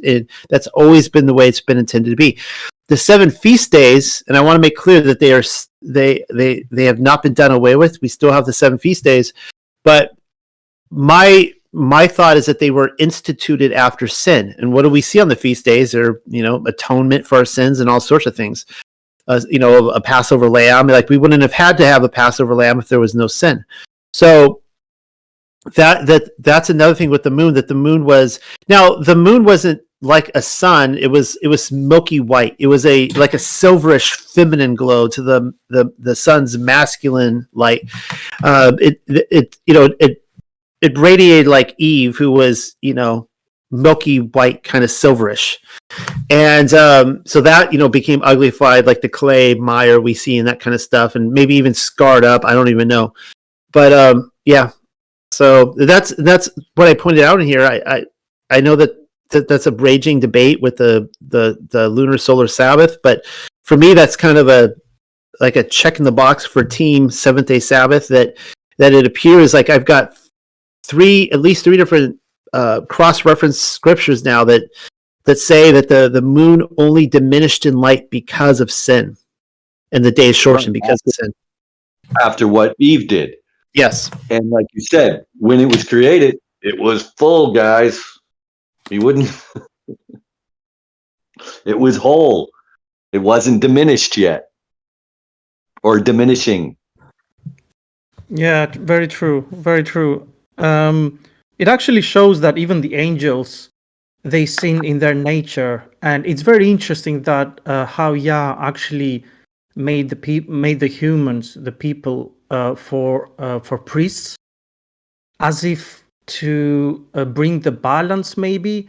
Or even Adam, which was a priest, he sinned, which shows that how holy is actually Yah. It's very interesting. What did you guys think about I thought this would be the thing that people would want to talk about, was the tree of knowledge of good and evil being grapes, or even fermented grapes that Noah basically grew into all the grapes that we have today, and was the same wine that was prophesied for Yahusha with the new covenant. What are your thoughts on that?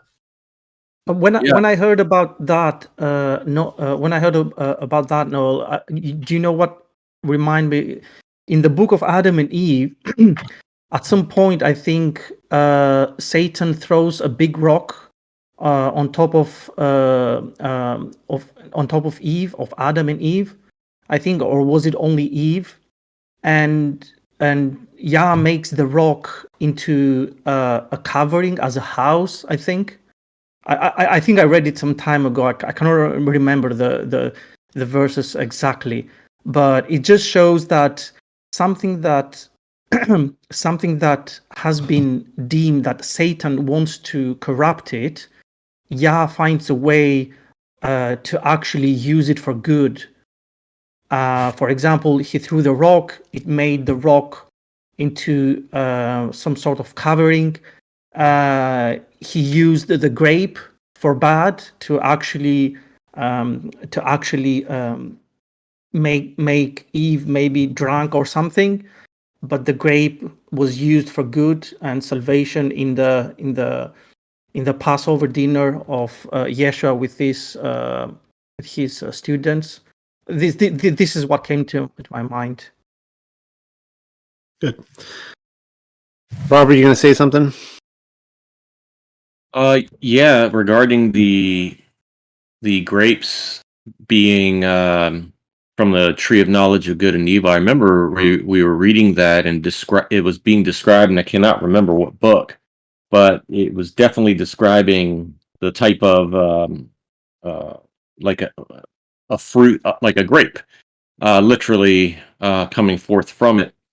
And it's so interesting to see so many of the references in the scriptures with grapes. I mean, the grapes of wrath. I mean, all of these parts of it. And if you take the mental note of it's bad or evil, then you have to ignore all of the parts where it talks about it in a good manner. And that's why I like the discussion where we can see that it's used for both good and bad, and Yah can use these things in both manners. It's just how it's being used, and that goes back to man or mankind, that each of us have choices of how we want to be, how we want to act and live out our lives.